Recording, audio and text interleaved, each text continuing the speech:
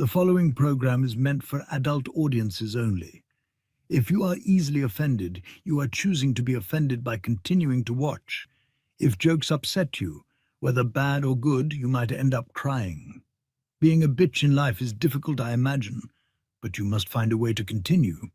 For all the haters and lurkers, hope you enjoy the show. For the bigot army, enjoy the show. Don't be a pussy. そうだ。テレビつけてもいいぞ。冒険アニメよりによってサイレンサー付きの拳銃だとワクワク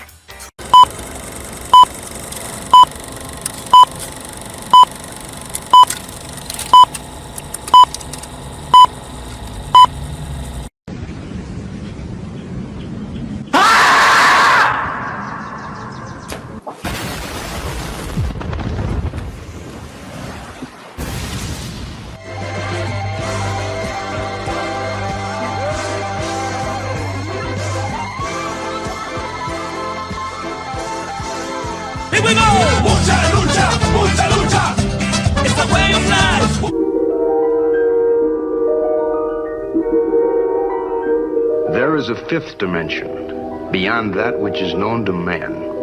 It is a dimension as vast as space and as timeless as infinity. It is the middle ground between light and shadow, between science and superstition, and it lies between the pit of man's fears and the summit of his knowledge. This is the dimension of imagination. It is an area which we call the Grifter Zone.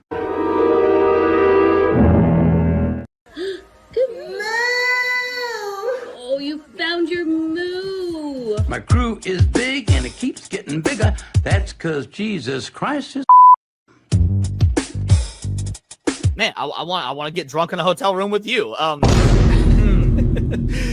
That might be taken out of context. Gay, gay, gay. Oh. No.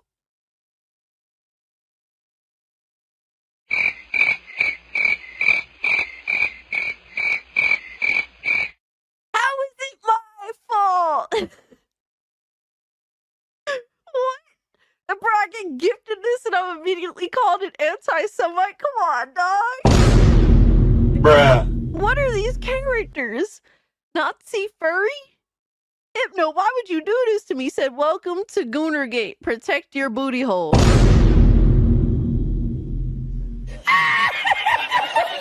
What's up, nerds? It's Alyssa Mercante, Kotaku senior editor, and nobody even wants you here.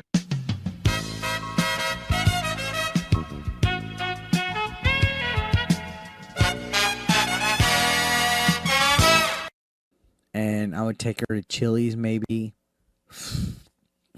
You know, like, genuinely, I just want the best for her. Genuinely.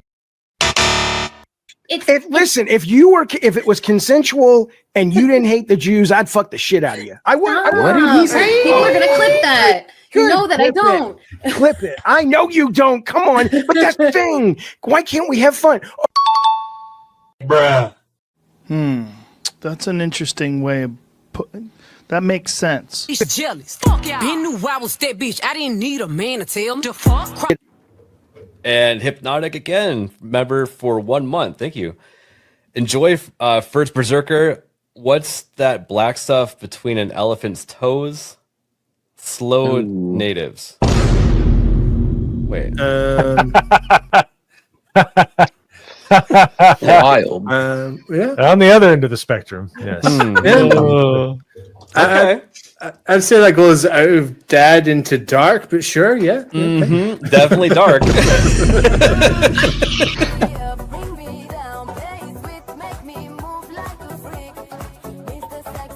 Somebody replies and it says, "This is embarrassing."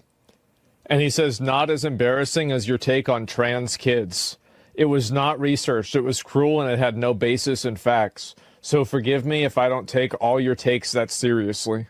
Who's this person? Bruh.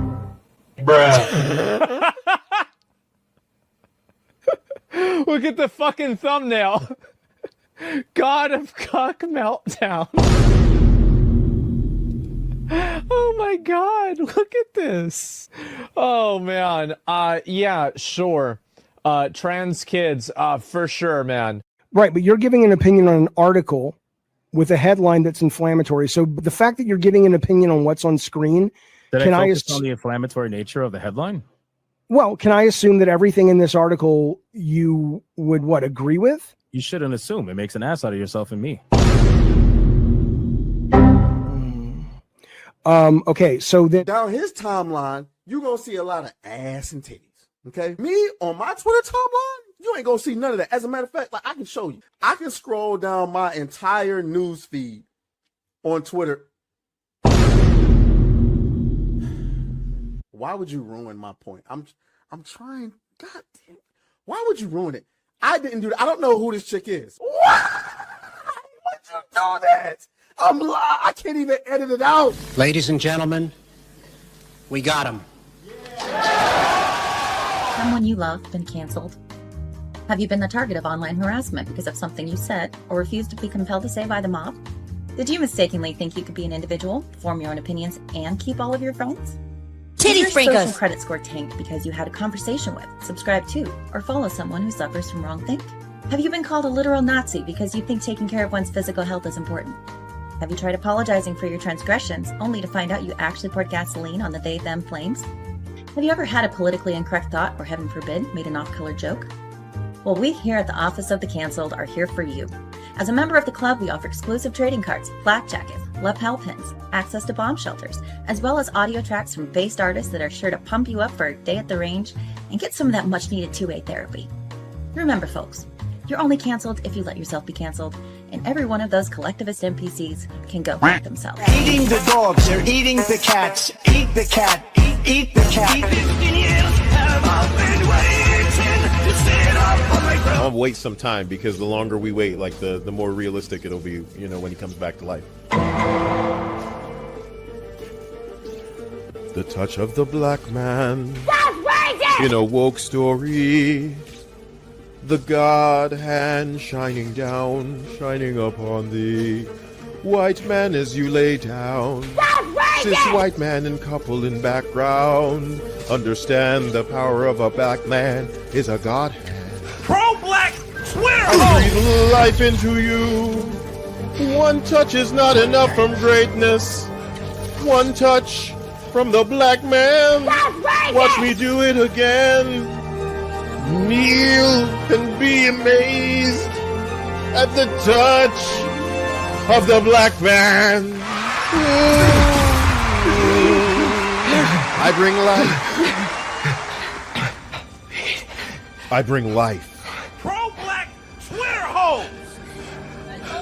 That's right!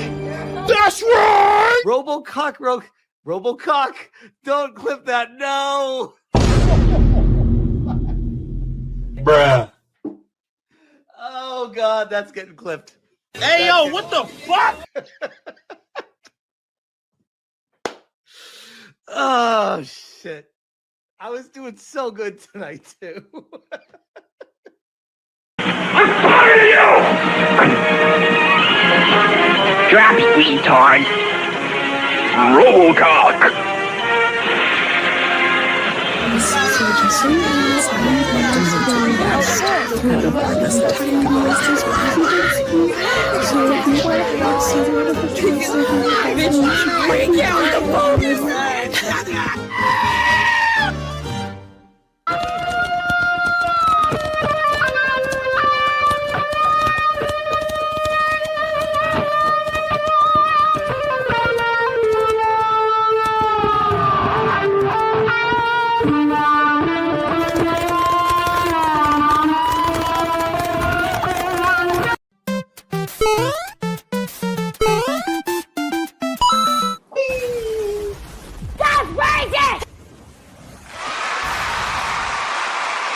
We got new blood in the chat, boys. We got new blood in the chat. They're scared out there. They're like, what did I walk into? What the fuck is happening? What is going on? Welcome, everybody, to another episode of Hypnocast. That's right. We are live, boys.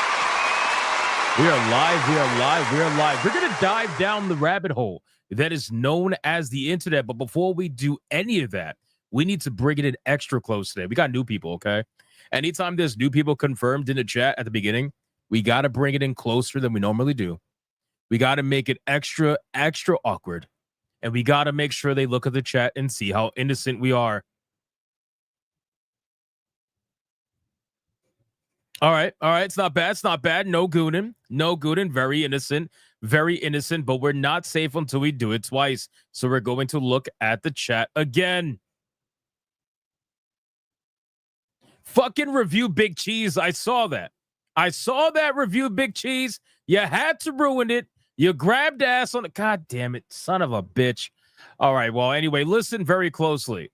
If you're watching on YouTube, like the stream. Yes, I know.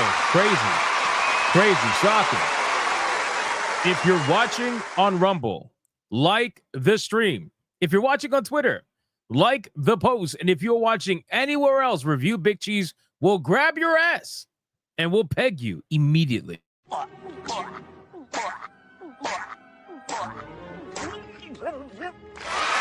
like the stream.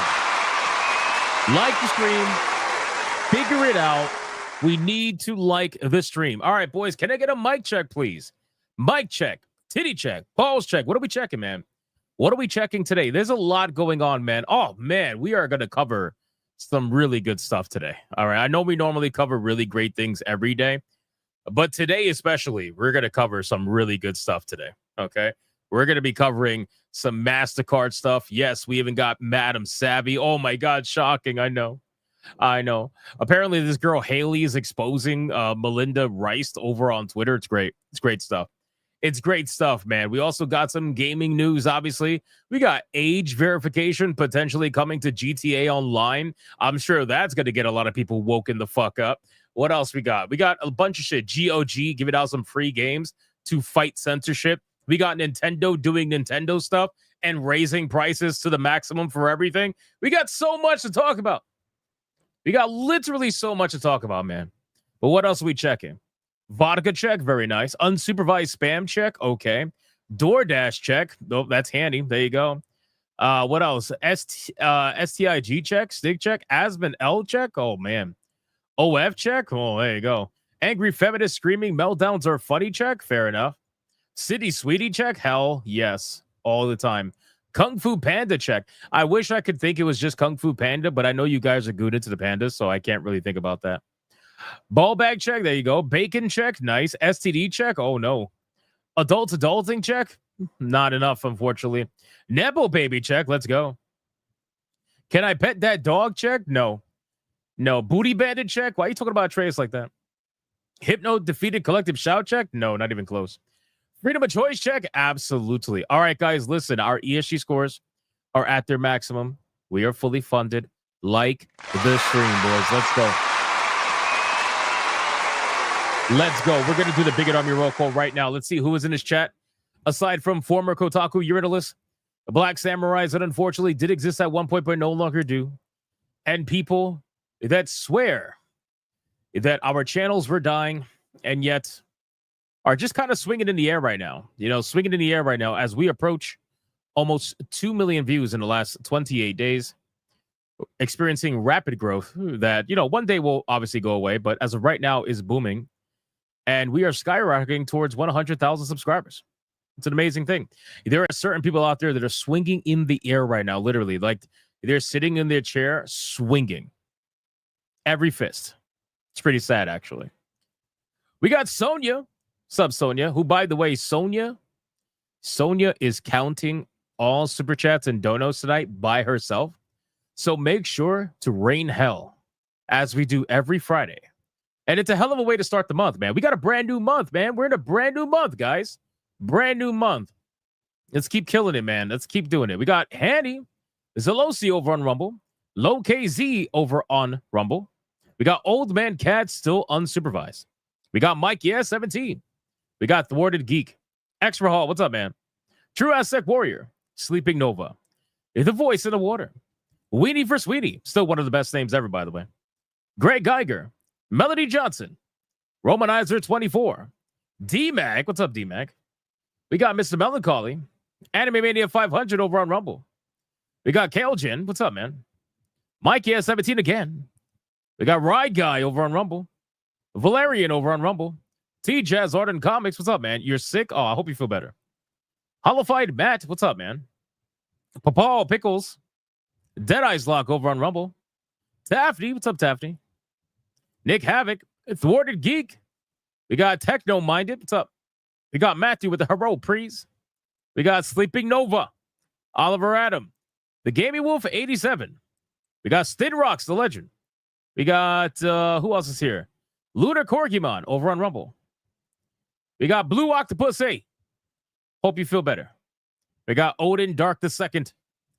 We got Iron Man. What's up, man? We got Rye Guy on Rumble. Marius. Frenchie 07. Death Star. Lionheart. Genetic Spore over on Rumble. Alucard. What's up, Alucard? We got Scooby Pup on Rumble. Kayatsi. What's up, Kayatsi? Scott Hot. The Gaming Mason, the High Priest of the Cult of McDuggins. Cicaloco. Fuck, man. I just lost. Where did my chat go? Oh, Cicaloco. There we go. How the fuck am I going to say this name? We're going to say EKZ. We're going to call you X. Eggsy. We're going to call you XZ. Yeah, I don't know. I fucked that up. Angmar WK. What's up, Angmar WK? We got Commander Somonok. We got Talric. What's going on, dude? We got Mr. Musk 911 with a W. We got, who else is here? Let's see. Gooderdamus. What's up, Gooderdamus? How you doing? We got Sparkling Water with the W. A lot of W's in the chat, man. Ali Kusanagi. All right, 4 more people and that's it. 4 more people. And then we got to get on with the show, boys. Come on, 4 more people. Let's go. Let's do this. We got Radio Chip.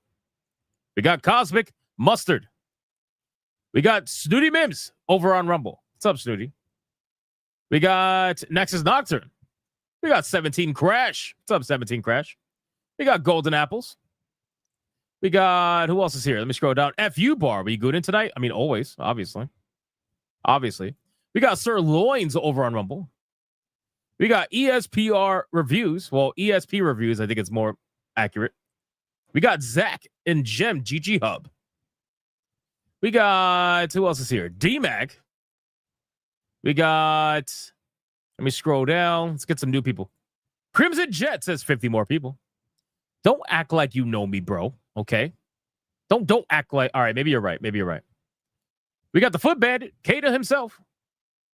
We got Raven Rainfall. We got, let's see. Flip Shazam. Barry Stroud. And last but not least, we got Crash Collins over on Rumble. Son of Mr. Vengeance. And Prophetic Apathetic. All right, guys, listen, I called out, and Mr. Rouge. All right, guys, I called out as many people as I possibly could. Let's sacrifice your fellow Bigotor member, and let's see who is going to get the first money shot of August, ladies and gentlemen. The first one. The first money shot of August. Who is going to get it? Let's find out. Lionheart said snowboard waxed. What the fuck? Feet locked in place. Combo breaker. Jump into shredding down the mountain to go down by 4. Too fast to get hit by a reversal. Dodge maxed out. Parry's instant. No need to block. Can't touch this. 1, 2, 3, 4. Dylan says no fuck Tendo. No Ubisoft. No Jaffe. No Diddy, no Mercanti, no Fridge, Una Reverse, card 3 defense, piercing arrows to go down times 7. 1, 2, 3, 4, 5, 6, 7. Ali Kusanagi says no Diddy, no censorship to go down times 3. 1, 2, 3. Light Ferret on Rumble says protected, no game censorship, no adult ID verification. I'm going to say to go down times 4 because we can't go up. 1, 2, 3, 4. Oh, no. Oh, no, Raven. Raven was just trying to be nice. Man. Holy shit. Raven Rainfall was just trying to be nice, man. Trying to say hello to Gamer Disturbed in the chat. And y'all just decided, God damn, man, that's messed up. That is messed up, man. Raven, I'm sorry. It's not me. It's the chat. It's the chat. Congratulations to Raven Rainfall. You are the recipients of the first money shot of August today.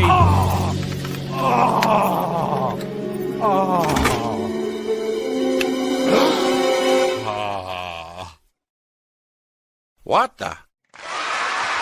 Like the stream, man. Like the stream. Seriously, like the stream. Guys, we set record likes yesterday. Or almost record likes yesterday. So please like the stream. It really does make a big difference. It really does. All right, guys, listen. We got a lot we got to talk about today. Seriously, let's fucking buckle up. Before we get to the pre-stream legends, we really do have a lot to talk about. You know, GOG is trying to fight censorship.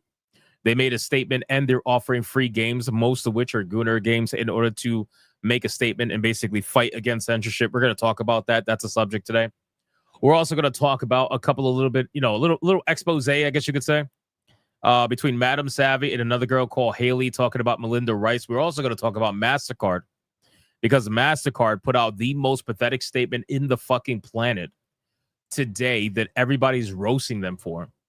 We even have Kiwi Farms getting involved, because Kiwi Farms apparently has made a post on X talking about how Kotaku has actually received a response from Valve confirming that it was indeed the payment processors like Mastercard that were demanding the changes, even though Mastercard is desperately trying to pretend as if that wasn't the case.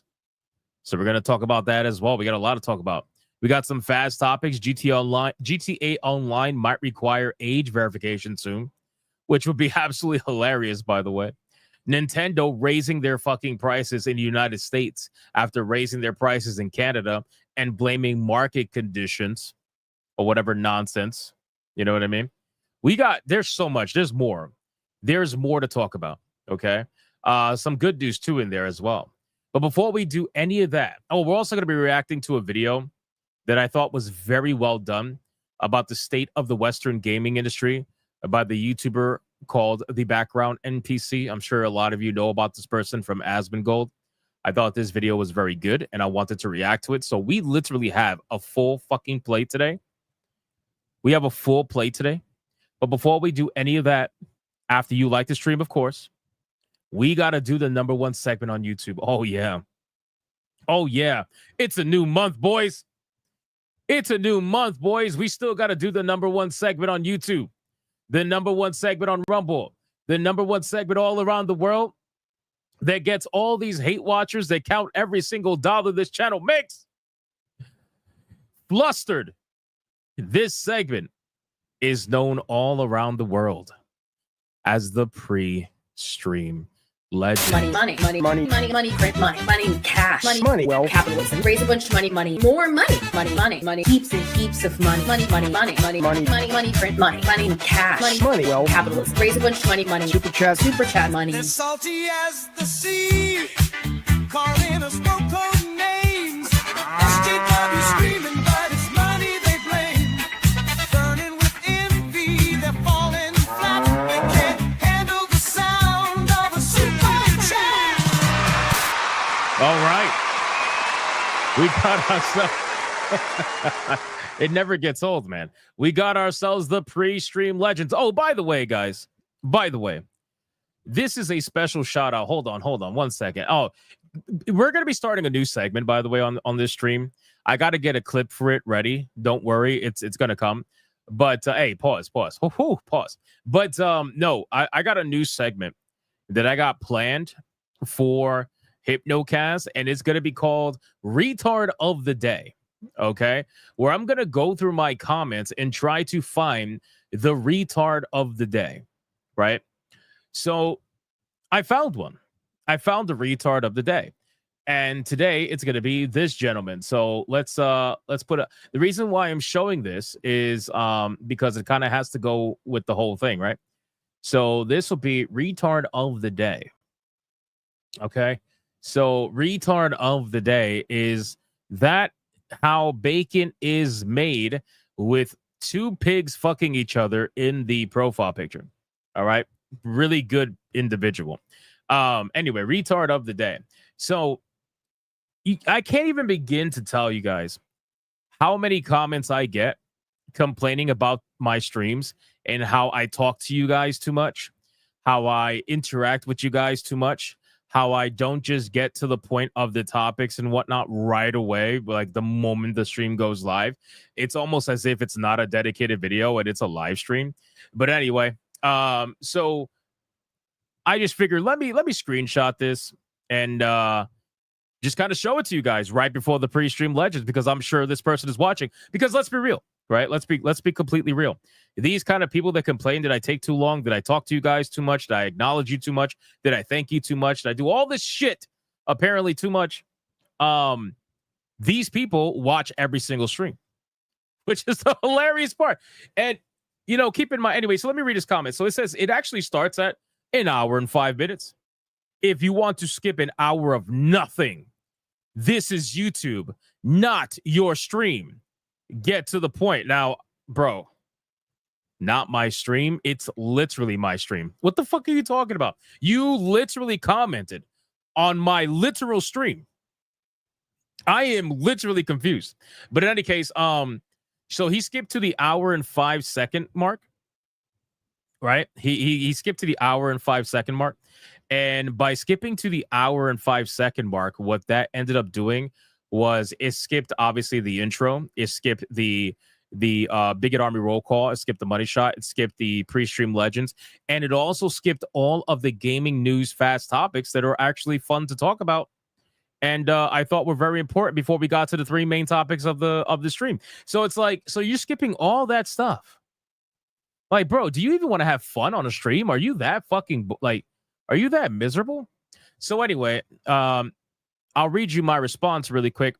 I was like, there's already timestamps on the video already. You did literally nothing, which, by the way, if you guys are unaware, at the end of every stream, about 10 minutes after the stream goes off air, unless I forget for some odd reason, there's always timestamps for your convenience. I take the time to fucking do the timestamps, even though they're annoying as shit. I take the time to do the fucking timestamps so that you guys, right, have the ability to have a better viewing experience. This is why I do it, right? So it already has timestamps, right? Then I said, this is a live stream. I interact with my audience, have fun with them, etc. If that upsets you, then perhaps stick to dedicated videos only, which, again, pretty straightforward. It's not nonsense to have fun with my audience. Thank them for being here and interact with them. You must be new here since it says you are subscribed to my channel. By the way, this guy is subscribed to my channel. He's subscribed to my channel. FYI.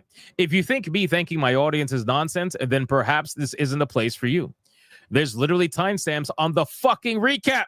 I had to say this twice because you putting a timestamp on this shows you don't pay attention in your anger. I said the same thing twice because I wanted to make sure the retard understood. So anyway, this is the retard of the day, ladies and gentlemen, and this is going to be a brand new segment. It's going to be a brand new segment that we're going to do every stream because I think it's great.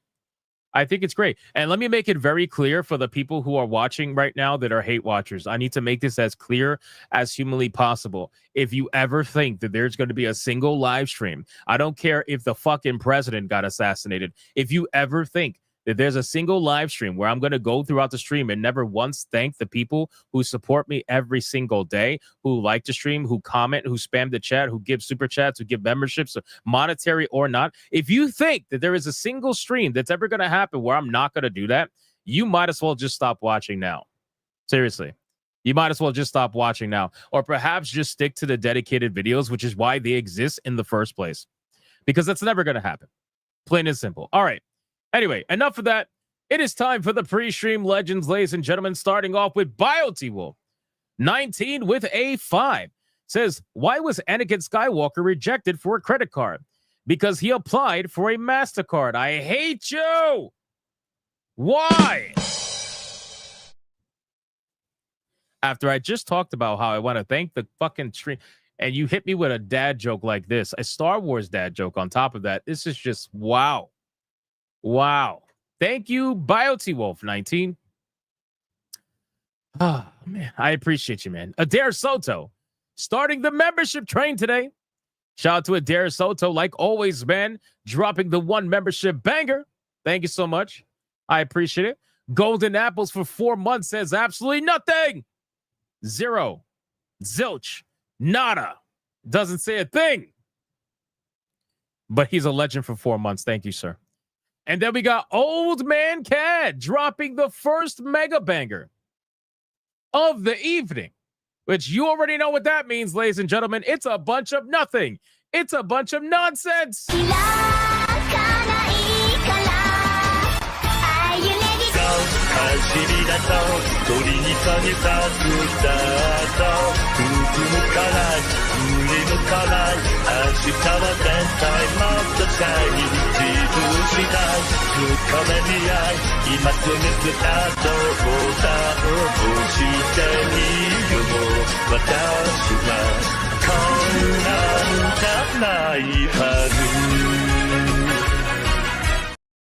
Shout out to Old Man Cad, the fucking legend, bro. Thank you. Thank you so much. And then he followed it up with another 5 membership banger. He's getting everybody in the chat My today. hands are shaking, but I'm still shooting. I'm still getting the headshots. It's like boom, headshot, boom, headshot, boom, headshot. Shout out to Old Man Cad. Thank you so much, man, for the 15 memberships. That's crazy. That is crazy. Tanya Raven with a 2, like the stream, or you're a furry like Cassie. Hey, listen, at least Cassie is the cool, like pretty cool, right? So it's okay. Lucifer Morningwood dropping another banger with the 5 membership banger. Let's get My hands are shaking, but I'm still shooting. I'm still getting the headshots. It's like boom, headshot, boom, headshot, boom, headshot. Shout out to Lucifer Morningwood. What a fucking legend, man. Guys, like the stream. Keep liking the stream. Let's try to break the record we did yesterday. Thank you, Lucifer Morningwood, man. Seriously, what a legend. Talric became a member all on his own. Shout out to Talric. Thank you. Thank you so much for becoming a member all on your own, sir. Thank you so much. What a fucking legend. Old Man Cad for $3.43 says for Sonia Lisette. Nice one. Dark Noir becomes a member all on his own. Shout out to Dark Noir. Appreciate that, man. And then he dropped a 5 banger right after.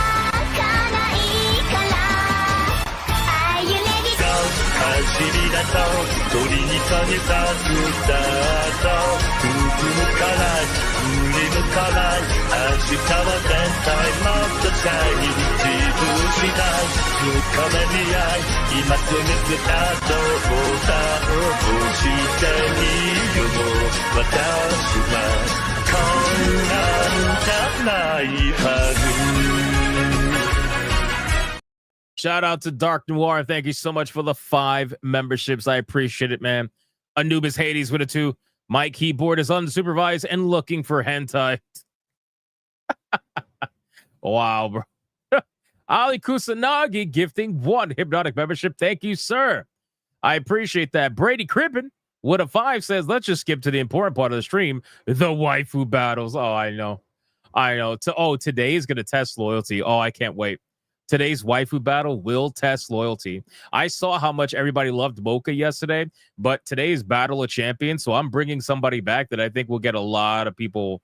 Their loyalty will be tested. Pirate Dark for 5 months says they're coping and seething so hard now. They damn sure are, man. It's an amazing thing. Thank you so much for 5 months of legendary status, man. Thank you. Dragon with a 5, bruh. Just like Maury would say, that is a retard. Facts. Facts. X-Raw with a 2. Please, more exposure of the haters. Oh, yeah, don't worry. It's gonna be a new segment. I gotta make a clip for it. It's gotta be, all professional looking. Jeremy Stafford for 9 months of legendary status says appreciate the hell out of every creator that puts in the timestamps. Thank you, Hypno. Your work ethic and attention to detail is appreciated. Oh, thank you, Jeremy. I appreciate that. It fucking sucks, man. I'm not gonna lie to you. It absolutely sucks to do the timestamps, but I do them anyway because I know people enjoy them, and I try to get them up there as fast as possible. But they're a little bit annoying sometimes. Dead Star with a 2. What you call 2 turtles having sex? Slow poking. Wow. Wow. Dead Star, thank you. Weenie for Sweeney becomes a member all on his own. Shout out to Weenie for Sweeney. I appreciate that, man. Felstep for 9 months of legendary status. Here is more nothing to drive the haters nuts. Keep up the work and happy birthday, Faye. Hey, listen, I was seeing that in the chat. I was waiting to go through all the super chats before we did it, but it's fine. I'll just do it right now. Shout out to Faye. Everybody put in the birthday emojis in the chat right now and tag Faye in the chat and say happy birthday. It's Faye's birthday. Happy birthday. The Mervoth with it too. My day was made seeing Mastercard crying to stop. Oh, yeah, me too. It was so good. And you know what's crazy? I saw that they made a statement, and before I even read it, I told myself in my brain, I was like, this is going to be bullshit. And then, of course, it was bullshit. Why am I not surprised? All right, let's go with a Rumble. YouTube's all done for right now. We got Life Ferret for $1. Says, Hail Hypnotic. GOG's got a free bundle of games for the next few days in protest of censored games. I know that is why GOG is in the title of this stream. And then Snooty Mims dropped not 1, not 2, not 3, but 4 Hypnotic memberships over on Rumble. My hands are shaking, but I'm still shooting. I'm still getting the headshots. It's like boom, headshot, boom, headshot, boom, headshot. Shout out to Snooty Mims. Thank you so much for dropping that 4 membership banger. I appreciate that. And then we got Old Man Cad doing it over there on Rumble also with the 5 membership banger there. My hands are shaking, but I'm still shooting. I'm still getting the headshots. It's like boom, headshot, boom, headshot, boom, headshot. Shout out to Old Man Cad taking care of Rumble also. That's crazy. That's amazing. Thank you, man. Then we got Dead Eyes Lock for $1 on Rumble. Says Ubisoft can take and ruin my favorite games all they want, but at least I'm not 10 cents, bitch. Damn.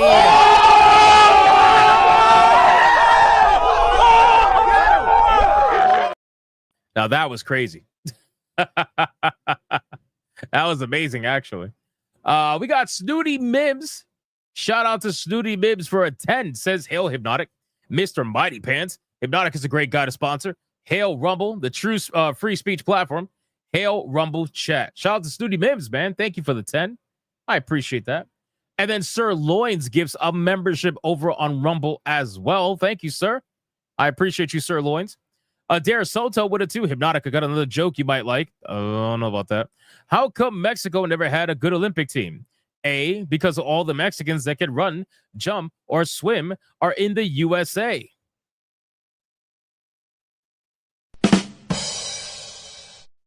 Painful.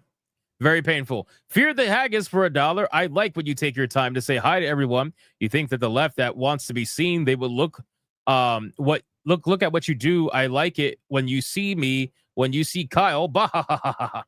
Shout out to Fear the Haggis, man. Thank you so much, brother. I appreciate you over on Rumble. And yes, I do try to take my time talking to everybody, welcoming everybody into the stream, and just overall saying hi, man, because you guys are here.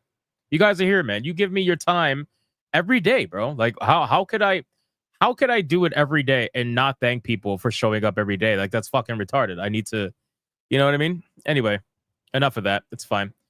We got Tifa Lockhart 199. My sense of humor is so dark it picks. Wow.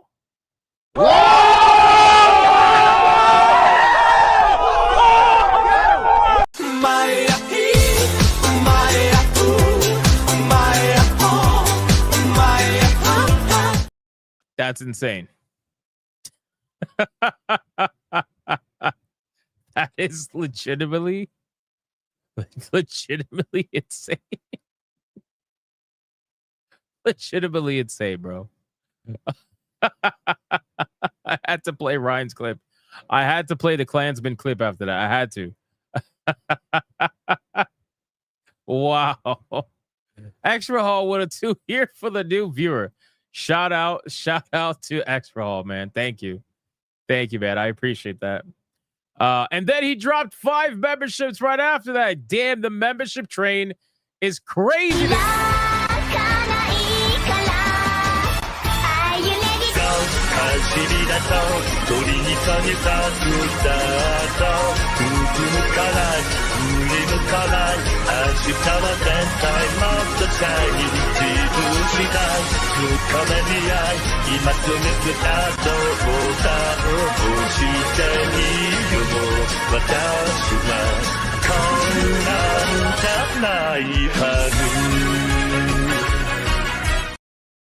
shout out to X-Roll. Thank you so much, man, for the 5 memberships.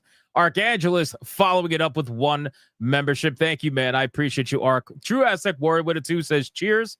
Cheers to you, my friend. I appreciate it. And then DM8917 for a 2 says, hypnotic in 15 years. Hip not incredible. That's so true. That's so true. Getting older sucks, man. That's so true. Shout out to you, DM. Thank you so much. Okay. We are fully caught up everywhere. We did it. Thank you so much for the insane pre-stream legend support. Oh, wait, hold on. Somebody wants to sneak in a crazy one. Hold on. We got Abhorrent Soul for a $20 banger over on Rumble. And he says, retard of the day, you say. So you're showcasing Smash JT's gaming skills for us to point and laugh at. How very nice of you. Fantastic. Hail, Rumble chat, and lame tube as well. My hands are shaking, but I'm still shooting. I'm still getting the headshots. It's like boom, headshot, boom, headshot, boom, headshot. Abhorrent Soul just calling out Smash JT like crazy, man. Holy shit. Shout out to Abhorrent Soul. Adair Soto with a 2 says, okay, one last joke, and then I'll repent myself. Did you hear about the Chinese couple that had a black baby? They named him Something Wong. Oh my God, bro. What the fuck? What is going on today? Like, seriously, what is going on today, boys? Are we just like, did everybody wake up today and like, what the fuck? What is going on? Yo, 16-bit dude. Oh my God, dude. What is with the membership train today? This is My crazy. hands are shaking, but I'm still shooting. I'm still getting the headshots. It's like boom, headshot, boom, headshot, boom, headshot. You guys understand how fucking pissed off that guy that I showed in my comments going to be? He's going to watch the entire stream just to figure out whatever timestamp he wants to put on there, not even realizing there's already timestamps. Imagine watching my stream to complain about taking too long for thanking people, only to find out there was already timestamps there that could have saved him the trouble. He's going to be pissed. He's going to be really pissed. Bro, 16-bit dude, thank you, man. Thank you. Seriously, I appreciate it, dude. That's crazy. And then he drops a 2-banger. It says, heard there was a membership train. So, ... Yeah, I see that. I see that you joined in on the membership train like an absolute boss. Speaking of, Shadow Walker also joining in on the Jesus, what the? My hands are shaking, but I'm still shooting. I'm still getting the headshots. It's like boom, headshot, boom, headshot, boom, headshot. Shout out to fucking Shadow Walker, man. Seriously. Shadow Walker with the 5 membership banger on top of that as well. What an insane membership train. I don't know what's happening, but thank you. Adair Soto follows it up also with 1 membership as well. Like always, thank you, Adair Soto. I appreciate you, man. And then Shadow Walker for 2 months of legendary status says, heard we need to drag out the start. Yeah, I see. That's what people are trying to do. I see that. Thank you so much. But we are fully caught up. So again, thank you guys. I appreciate it. And since Abhorrent Soul paid $20 to make fun of Smash JT, I will give him a clip that I haven't played in a very, very, very long time.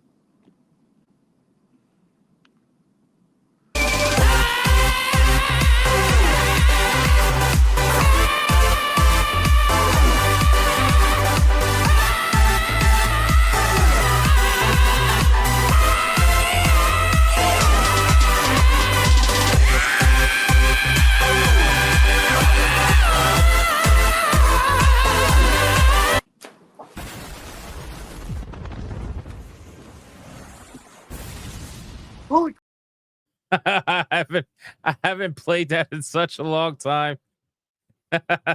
Smash JT jumping in a pool. Oh my God. The Reaper says, what the hell? I seen the title, came in and hear this shit.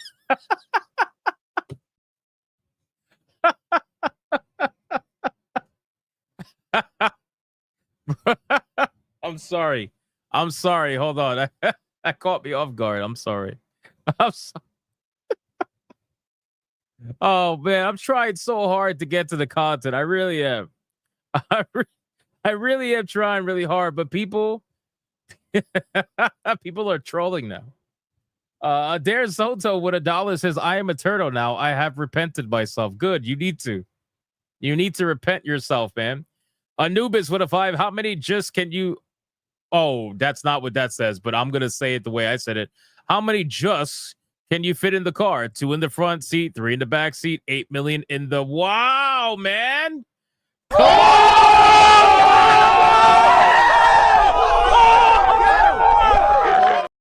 That's crazy. That is fucking insanity. Mr. Imperial became a member all on his own. Shout out to Mr. Imperial. Thank you so much, man. And then Bud, the legend, for a 10 says, I heard the Nepo Baby Fund was running low. Yeah, I mean, we're getting a ton of memberships, but the bar is going to be low because the memberships don't count for the bar, sadly. But that's okay. Who gives a fuck? Shout out to you, man. Alucard with a 2 says, feminism is a disease. Meet the cure. Fire. Shout out to Alucard. All right. We got 2 more, and that's it. We got to get to the content, boys. 2 more, and I'll catch up on everything else after. Paul Q just dropped a legendary 20 membership ultra banger.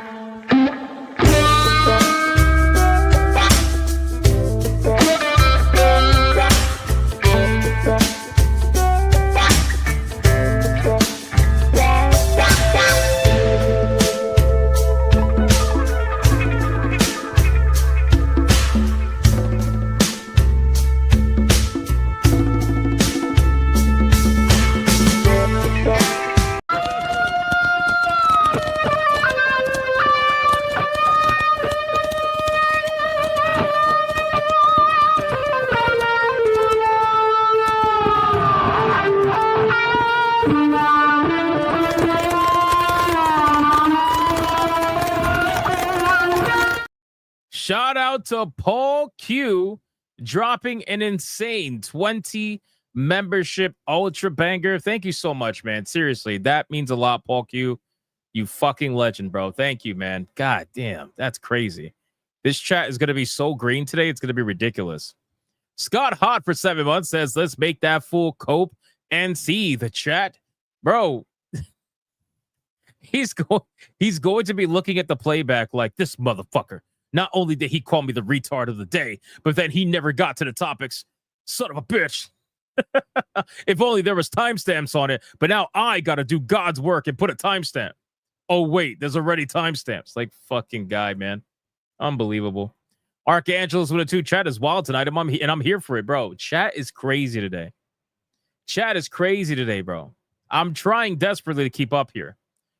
Oh, my God. God damn, man.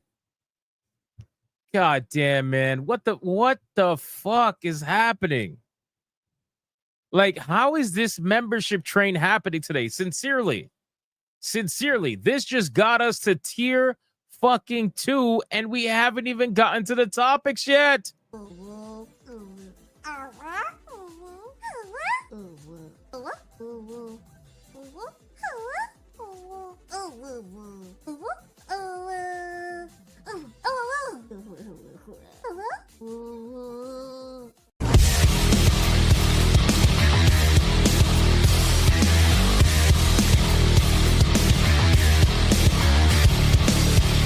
Bro, Mr. Rouge, man. God damn, dude. I think all the new people are definitely confused now.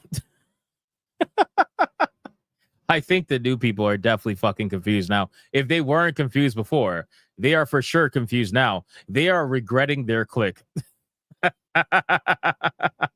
They are regretting their click, bro. Mr. Rouge with the 50 membership ultra mega banger.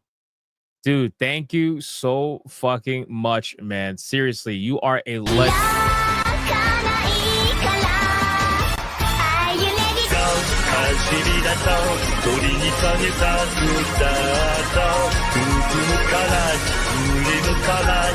明日は絶対もっとチャイニーズ次第突っ込め未来今すぐスタートボタンを押してみよう私はこんなんじゃないはず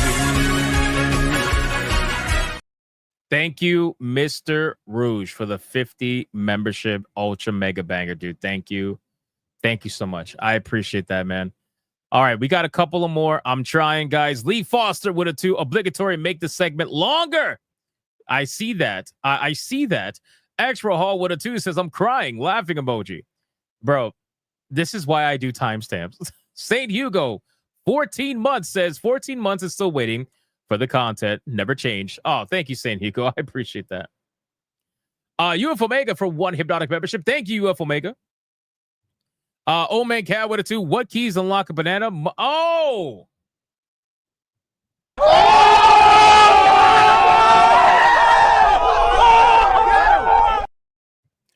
God damn, man. Old Man Cat with a 2. What is a fancy fish called? Sophisticated. Man, how do you follow up the banana one with that? That's crazy. That's crazy, bro. That's insane. Mikey S17 for 11 months says, and just a little longer. I'm trying, man. Old Man Cat for a 2. What do you call a sleeping bull?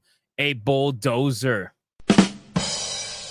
All right, somebody supervise Old Man Cat, please. Somebody supervise him. He's been gone for too long. Too long. All right, we are now officially caught up. That is it. We are getting to the content.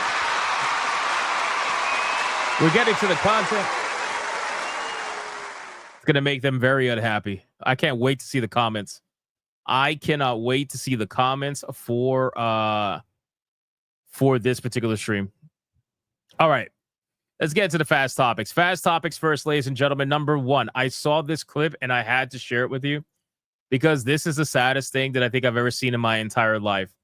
So I don't know if it's fake. I don't know if it's real. But to be honest with you, even if it's fake, it's still fucking sad. It's unbelievably sad. All the other super chats I'm going to catch up to after this fast topic segment. So apparently, this guy is like a #1 spender on OnlyFans or something like that. And he decided to take his OnlyFans girl on a dinner date. But the only thing is, she's not there. She's in a screen that he brought to the restaurant. She just wants some lemons for her lemonade. You want the biscuits? All right, sweet. Yeah, I'll leave them right there for you. Oh, you got your nails done? Oh, whoa. So you're gonna finish your food and you're not even drinking the ginger ale? Did you start out of passion or did you start in hopes of getting money? I was supposed to have a twin, but I ate him in the womb. Oh, okay. This shrimp is really good. How is this happening at a fucking restaurant? This has to be a troll, bro. It has to be a troll. But you know what's crazy? Even though it might be fake, the simple fact is this shit probably does happen. I don't think it's a TV screen, but I think somebody will absolutely like set up their phone and pretend to have a date with, like, I don't know, a fucking girl or something. You want another mozzarella stick? Oh, you're lactose intolerant? Oh my God. No, you're good. I'm going to get the waiter. He's lactose. Bro, imagine being the waitress. Imagine being this girl. What do you even think? What even crosses your mind when you see something like this? Lactose intolerant. I had no idea. You got ginger ale? Oh yeah, you can just put it right there. You're perfect. I mean, like my girlfriend, she hung up the phone. I don't know. Should we just hold up? Let me figure something out really quick. Rain bet. All right, our date is covered now. Oh, I just want you to know the service here is amazing. She just wants some lemon.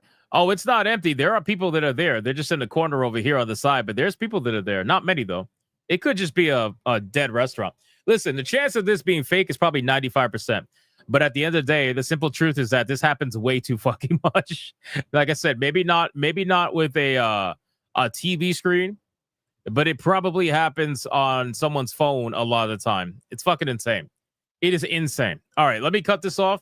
Next topic. We got a lot of fast topics today. Listen, guys, good news. Well, maybe bad news, depending on the situation. But Darksiders 4 was officially announced during the THQ Nordic Showcase. I didn't even get to watch the fucking showcase. I've been so busy today following the story with the MasterCard and GOG and all this nonsense that I didn't have a chance. I literally didn't have a chance. But I found out that Darksiders 4 was officially announced. And me personally, I love the Darksiders series. I've played every single one of them. If you guys haven't played the Darksiders series, you should definitely check them out. The cool thing about Darksiders is that, well, it could be cool and it could also be bad, right? Depending on who's looking at it.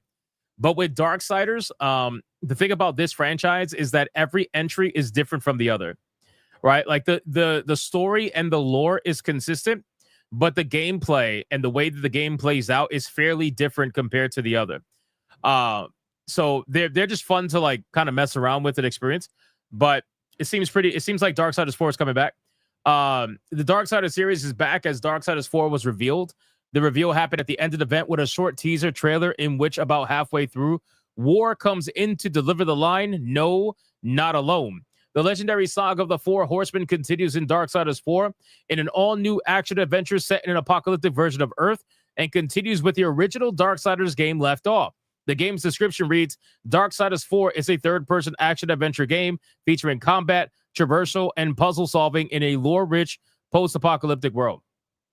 So it seems like they're bringing War back, which will be pretty sick. I'm actually really excited about this. It seems like they're bringing War back, which is fucking badass because War is a legend.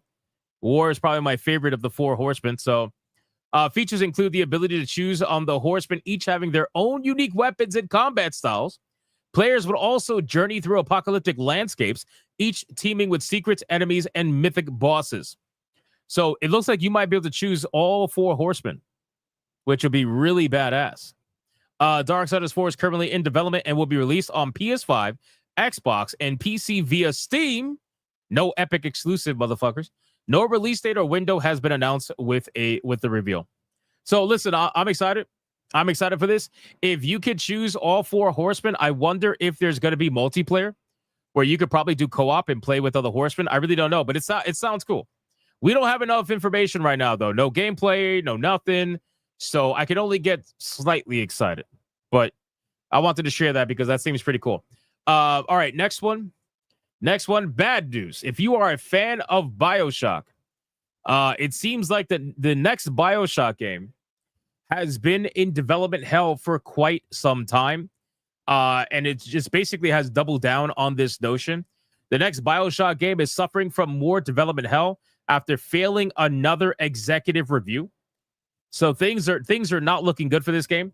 It's been 12 years since the last new BioShock game was. I cannot believe it's been 12 years. I really can't.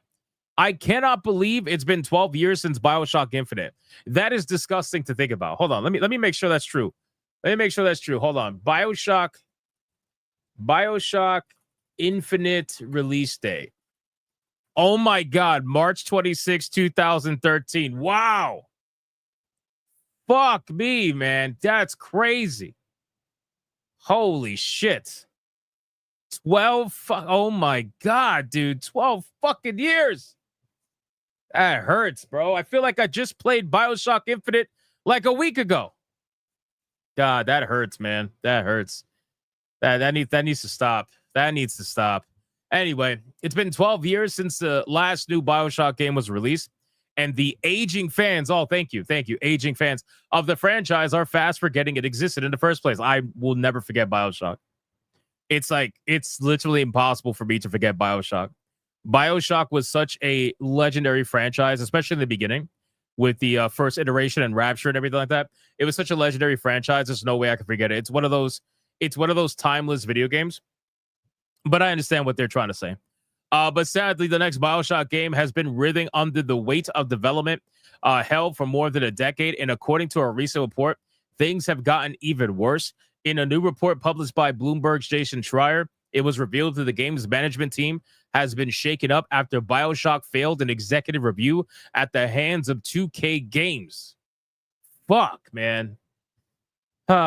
Seems like it's not going to happen. Not going to happen, probably. So I guess. Yeah, exactly. Yeah. That is BioShock is literally the reason why every single one of my polls starts with, would you kindly like the stream? It is a reference to BioShock. It's one of my favorite franchises of all time. It really is. And that is why every one of my polls has "Would you kindly" in it. It's because of that. Everybody who plays BioShock should know what that means. So, all right. But anyway, I just wanted to report that to you guys because it's fucked up for BioShock fans. Another piece of good news that I want to share to people.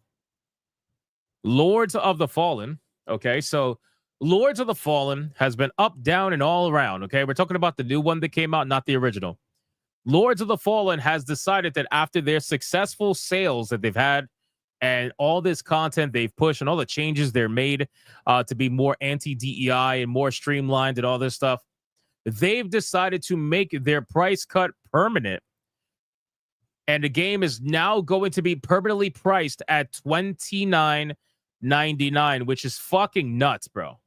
That is nuts. $29.99 for this game is an extreme price cut. Like, that's pretty crazy. I got to be honest with you. This game has a lot of content, and yes, it is good. I do think the game is very good. I always thought the game was very good. I like the original Lords of the Fallen too, even though people have their issues with it. I thought it was pretty creative and I liked it. But Lords of the Fallen, the new one, being permanently price cut to basically half price, that's pretty hardcore. That's a pretty ballsy move. The price cut for Lords of the Fallen arrives with a brand new patch. The latest patch introduces some features and improvements, bug fixes, and additional notes from the developers, CI Games. However, first, let's explore why the price of Lords of the Fallen was decreased. The CEO of the company recently posted about a price cut for Lords of the Fallen. His tweet states that Lords of the Fallen price is now permanently set at $29.99, which was previously $69.99 on console and $59.99 on PC. That is fucking insane. That is insane. The CEO explained that it felt wrong to keep the game on full price when the physical copies are discounted, even though the latter costs more per unit to make and sell. Bro, what? You mean to tell me there is a developer out there that is making the digital cheaper than the physical? No way. No way, man. That is insanity. Moving on to the new patch, we begin with the features. All right, I'm not going to talk about the features, but anyway, that is pretty damn awesome. I got to admit, I mean, this CEO, Marek gets a lot of hate from certain journalists out there that don't like the fact that he's giving his players what they say they want. And, they have a problem with that, apparently. So this is a big, big move. And I wonder if we will see other studios follow suit, depending on how successful this move actually makes the game. Right. So we will see. But I think it's a pretty smart move. Pretty smart move. Good on them. Now let's talk about Nintendo. It's a complete opposite, right? It's a complete opposite. You got Lords of the Fallen reducing their prices, right? And then you got Nintendo like, nope, we need more money. We need to be the #1 richest company in Japan. We're only number 6. We are disappointing family. We need to absolutely raise the price to maximum level.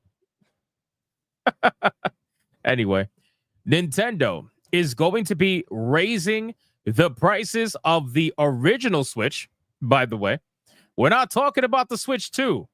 We're talking about the original Switch. They did the same exact thing in Canada, and they are now doing the same exact thing in the United States. They said Nintendo was going to raise the Switch prices in the United States. They've announced that as of August 3rd, it will be raising the prices of the original Switch family of system and products in the United States. Similar to when they announced a price change for Canada back in June, the company is blaming it on supposed current market conditions, which is complete and utter bullshit, by the way. These include Nintendo Switch OLED models, Nintendo Switch standard models, Nintendo Switch Lite models, and select Nintendo Switch accessories, the company said. Even certain Nintendo Switch 2 accessories, Select Amiibo, and the Nintendo Sound Clock Alarmo will see price changes as well, which, again, is absolutely fucking insane. What won't change at this time is pricing for the Nintendo Switch 2, physical and digital Nintendo Switch and Nintendo Switch 2 games, and Nintendo Switch Online memberships. When the pricing change takes effect, it will be reflected on the Nintendo Store website. This is unbelievable. It really is unbelievable because it's complete bullshit, right? This whole market condition thing, they won't even explain what that is, right? They won't even tell you what that is. When you go to them and say, well, what is market conditions? They just say, well, it's the market conditions. What is that? What is that, right? It's the same bullshit that Xbox tried to pull.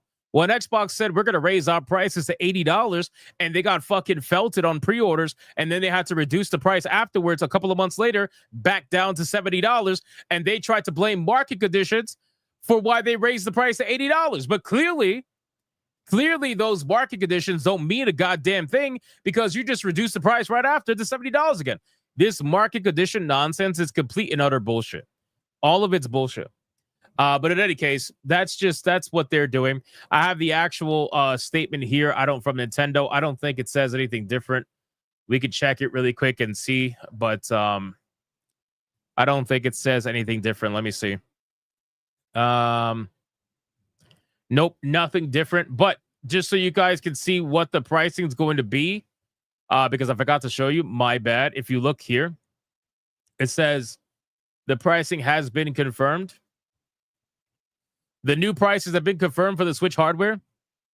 The base Switch is now going to be $339.99, and the Switch Lite is $229.99, and the Switch OLED is going to be $400 for the original Switch OLED. $400 for a Switch OLED. $400, bro. Wow.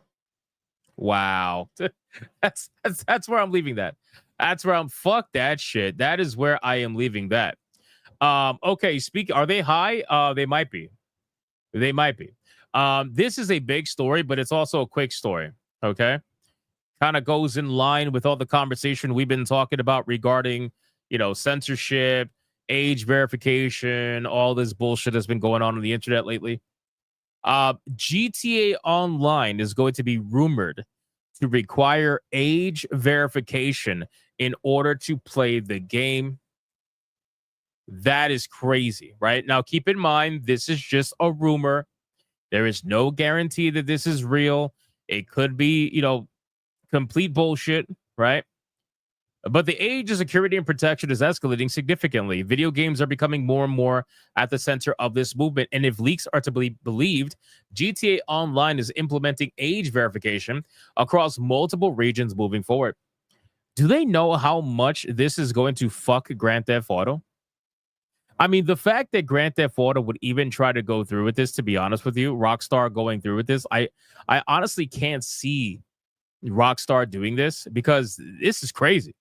Right, everybody knows GTA Online got all them kids running around with their shark points or whatever the fuck it's called, living up their drug dealer lives. It's insane, man. I gotta wonder if this is gonna come to GTA 6. You never know, though. It's a leak from a renowned leaker, TES 2. Is to be believed. GTA Online is getting age verification to protect players. Come on, bro. Like, what protection do you think you're really giving out here? What protection do you genuinely believe you're giving out here? Seriously. Since when is it the government or the studio or whoever's responsibility to babysit kids? When did that become their responsibility? It's unbelievable. You have a rating system for a reason. If a child got their hands on Grand Theft Auto, it is at the fault of the parent. It's at the fault of the parent. So what? You want to now have to upload your ID in order to play Grand Theft Auto online? Are we gonna get to the fucking point where we're gonna have to upload our IDs just to play online video games? Is that where they want us going? I mean, obviously, that's a rhetorical question. Of course they want us to go that way.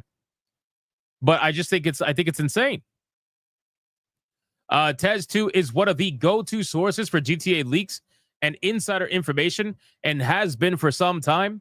They said the following: Rockstar is planning to implement age assurance checks in the near future, rolling them out by region. You may need to verify your age to access GTA Online, or certain features like phone messages, text chat, Snapmatic may be restricted until you verify your age. It's crazy. This is fucking insane, bro. Seriously. So this is where we're at. This is where we're at, man. It's crazy shit. Anyway, I just wanted to share that with you. Let's move on. I think we're up to the last fast topic. Yes, I think we are. Look at this shit. So you guys remember how we talk about Call of Duty a lot and how Call of Duty has basically lost their identity? At least in my opinion anyway. Call of Duty has completely lost its identity for many years now. And it's getting so ridiculous in that game to the point where it's basically first-person Fortnite, where everybody's running around looking like a fucking green dragon or Beavis and Butthead or the Ninja Turtles or whatever. It's wholly unserious. Like, it's not grounded in any sort of reality whatsoever. It is just like, it's literally first-person Fortnite. That's what it is. Well, according to EA, if you want to believe this to be true, because again, EA seems like they're saying a lot of good things lately. And anytime EA does that, you need to look at them with a lot of suspicion until they prove to you that it's true, right? So apparently, according to EA, Battlefield 6 needs to be grounded. And they say that the cosmetics won't be as goofy as Call of Duty. But that sounds almost too good to be true. Now, keep in mind, saying it won't be as goofy as Call of Duty tells me you might have some interesting cosmetics regardless, right? But let me scroll down. Will it actually stand firm? Battlefield Studios isn't making any specific promises, but its messaging is aligned on one thing, a desire to stay grounded in the world of Battlefield. It has to be grounded. That is what Battlefield 3 and 4 was. It was all soldiers on the ground. It's going to be like this, design director said. I don't think it needs Nicki Minaj. I'm sorry, that caught me off guard. I don't think it needs Nicki Minaj. Let's keep it real. Keep it grounded. That caught me off guard. I apologize. Yes, I agree. Battlefield does not need Nicki Minaj, okay? Like that's the last fucking thing Battlefield. Can you imagine going in Battlefield and you got like 20 Nicki Minaj's running around, caked up, thick as fuck in all the battle gear possible? When you get rezzed by the medic, you're going to look at them and it's going to be Nicki Minaj above you? Crazy, bro. Unbelievable. So, hey, listen, at least that's, yeah, she was in Call of Duty. Yes, that's why they're saying that. These guys pay attention to their competition. Of course they know, right? But no, this is a good thing. I've been saying for the longest time, Battlefield needs to come out swinging, and it needs to be that military go-to shooter. It needs to be something that's grounded in somewhat of a reality. It cannot be, out the fucking, like, just crazy skins and all this bullshit. And I worry because they say that they're going to have a free-to-play Battle Royale mode, and I feel like that's where they're going to get a little bit wonky, but you never know. You never know. But Battlefield needs to be grounded. Battlefield needs to be militaristic. Battlefield needs to be like old school Battlefield. I fucking my favorite Battlefield by far is Battlefield Bad Company 2. That is my favorite Battlefield by far. I played so much Bad Company 2. It's disgusting. It is unbelievable. I wish they would go back to something like that personally, but it is what it is. So we'll see what ends up happening with this. But so far so good. I'll say that. There's a lot of good things being said about Battlefield 6. There's a lot of good things being said about it. Okay, I think we are fully caught up. Yes, we are fully caught up. All the fast.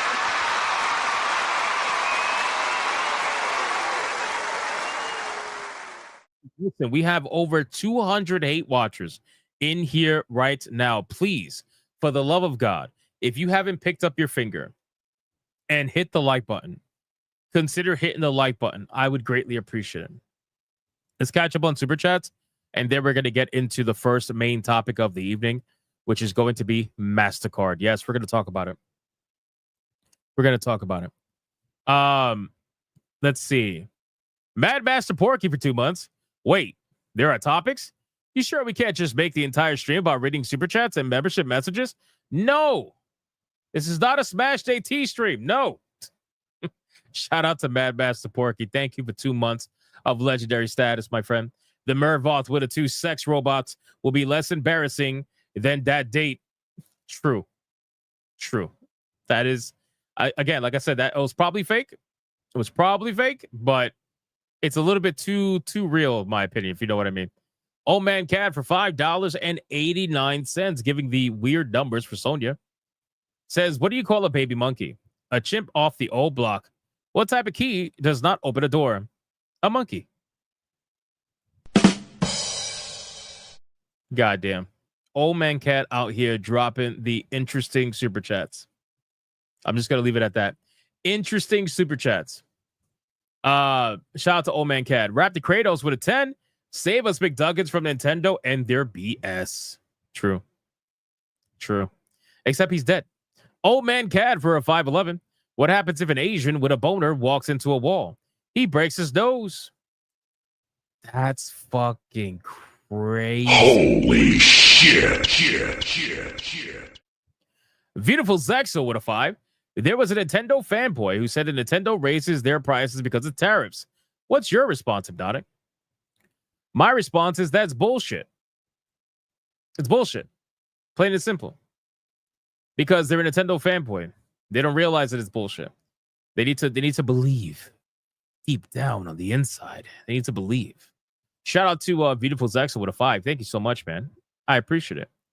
And then, hold on, we got one more, I believe. Where is it at? I just saw it. Fucking A. Where is it? Why is this acting up? I had it to the side and then it didn't. I don't know. Somebody was saying I skipped their super chat. I had it to the side and then it just, now it's not there anymore. Am I bugging? The Gaming Wolf 87 for a 2. Keep talking about censorship. I will. I think it was that one. I'm pretty sure. I'm almost positive it was that one. All right. That is it. I think we're fully caught up. Let me see. Checking Rumble. Nope. Rumble. Anti-Federalist paying with a 5. The market conditions are the conditions of the market caused by a complex set of conditions in the market, causing conditions that cause the market conditions. Now give us more money. That is so true. That is so true. It's kind of sad. Shout out to Anti-Federalist Pain. Yes, no problem, Gaming Wolf. I had the super chat. I don't know what the fuck was going on with that. I'm sorry, man. I'm sorry. All right, we're fully caught up everywhere. Thank you guys so much again for the insane support today. It's been wild. It's been wild. And as a really quick thank you, listen, man, tell your friends. I know a lot of you guys are new here. Tell your friends, man. We're trying. We've been trying. We've been grinding it out, but we are, just the other day, we hit 93,000. Just the other day, literally just the other day. We are at 94,254 subscribers. Well, 55 now. So if you're not subscribed yet, consider hitting that subscribe button. We are grinding our way to 100,000. We are very close. If you can recommend it to a friend, shout it out, put it on some forum threads you're part of. I don't know. Whatever you can do, I would greatly appreciate it. We're trying very hard to get to that 100,000 subscriber mark that I was supposed to hit at the beginning of the year in February. And then YouTube changed their algorithm and we got fucked for like 6 months. Look at that. 4 people just subscribed. That means there was new people here that aren't subscribed. If you're not subscribed yet, please subscribe to the channel if you enjoy the content. If not, stay unsubscribed. It's okay. But thank you so much. Seriously. It means the fucking world. All right. Are we ready to get into the content, boys?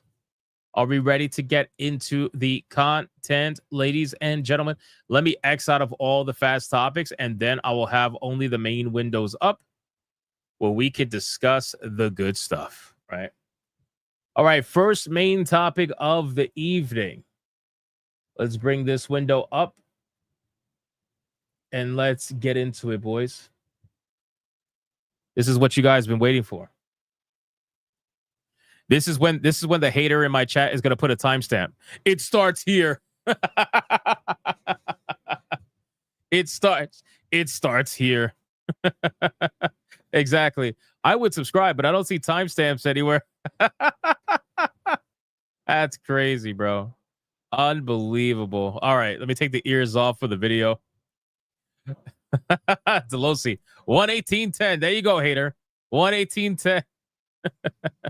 New Savvy video? Not necessarily, but she is going to be in this video because she's She's still doing God's work. And I'm not going to ignore her just because people out there want me to stop talking about censorship or talking about her talking about censorship. Like, I'm not going to do that. I don't give a fuck. You don't control this channel.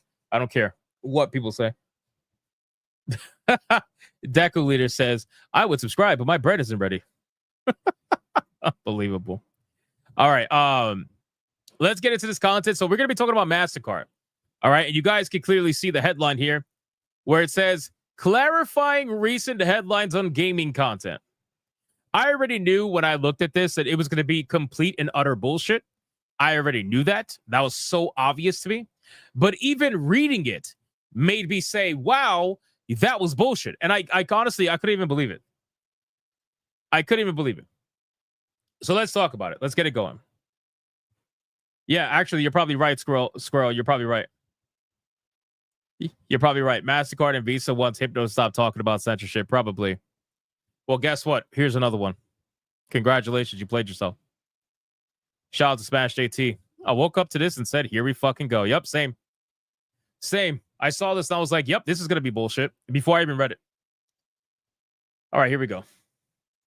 All right, ladies and gentlemen, it is time to talk about MasterCard because apparently MasterCard is coping and seething. And I mean that literally. I'm not just talking out of my ass here. MasterCard is actually coping and seething right now because they had to finally, after who knows how long of nonstop calls to their company and Visa as well, they had to put out a statement to supposedly clarify recent headlines on gaming content.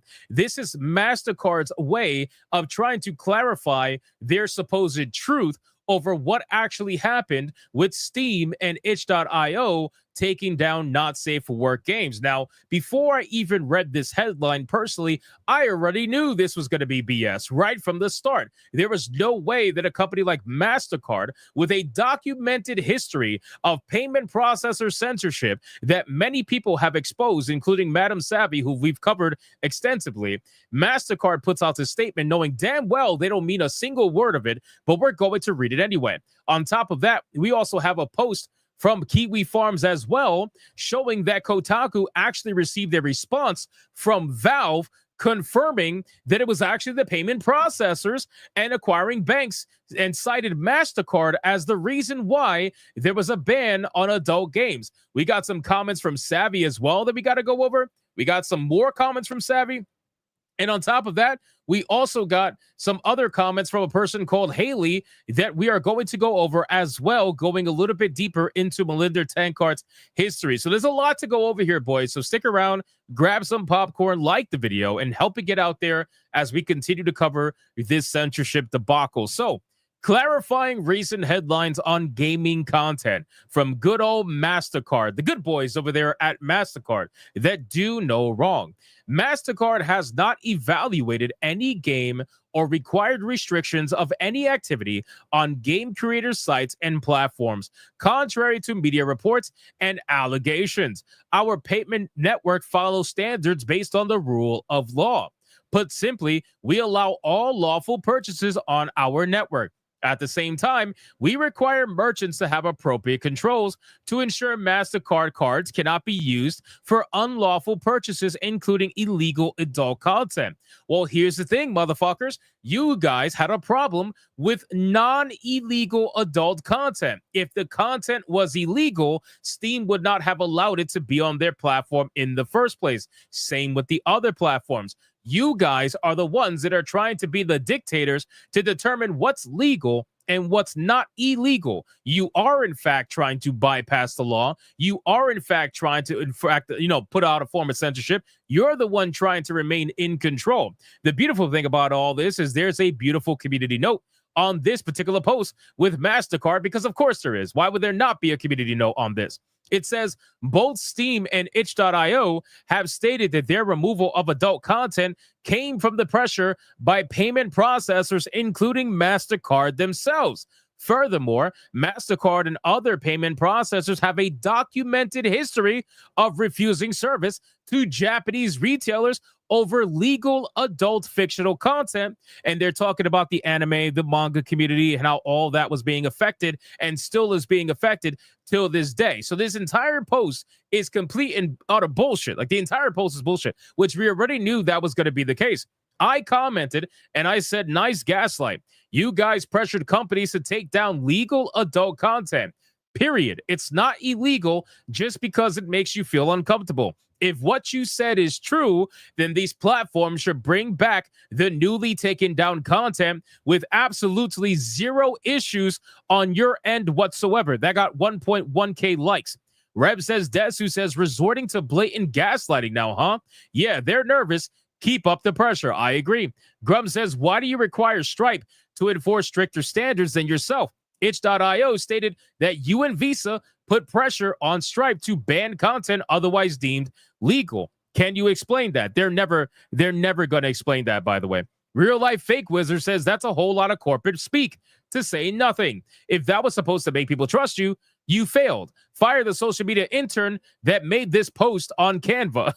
And then Smash JT says, imagine thinking you could gaslight at this point instead of being honest and just simply backtracking. This is actually insane. You guys have let power go to your head. It may work with the rest of business, but not and will never work with gamers. Try again. Levistro even says, too, we allow all lawful purchases on our network.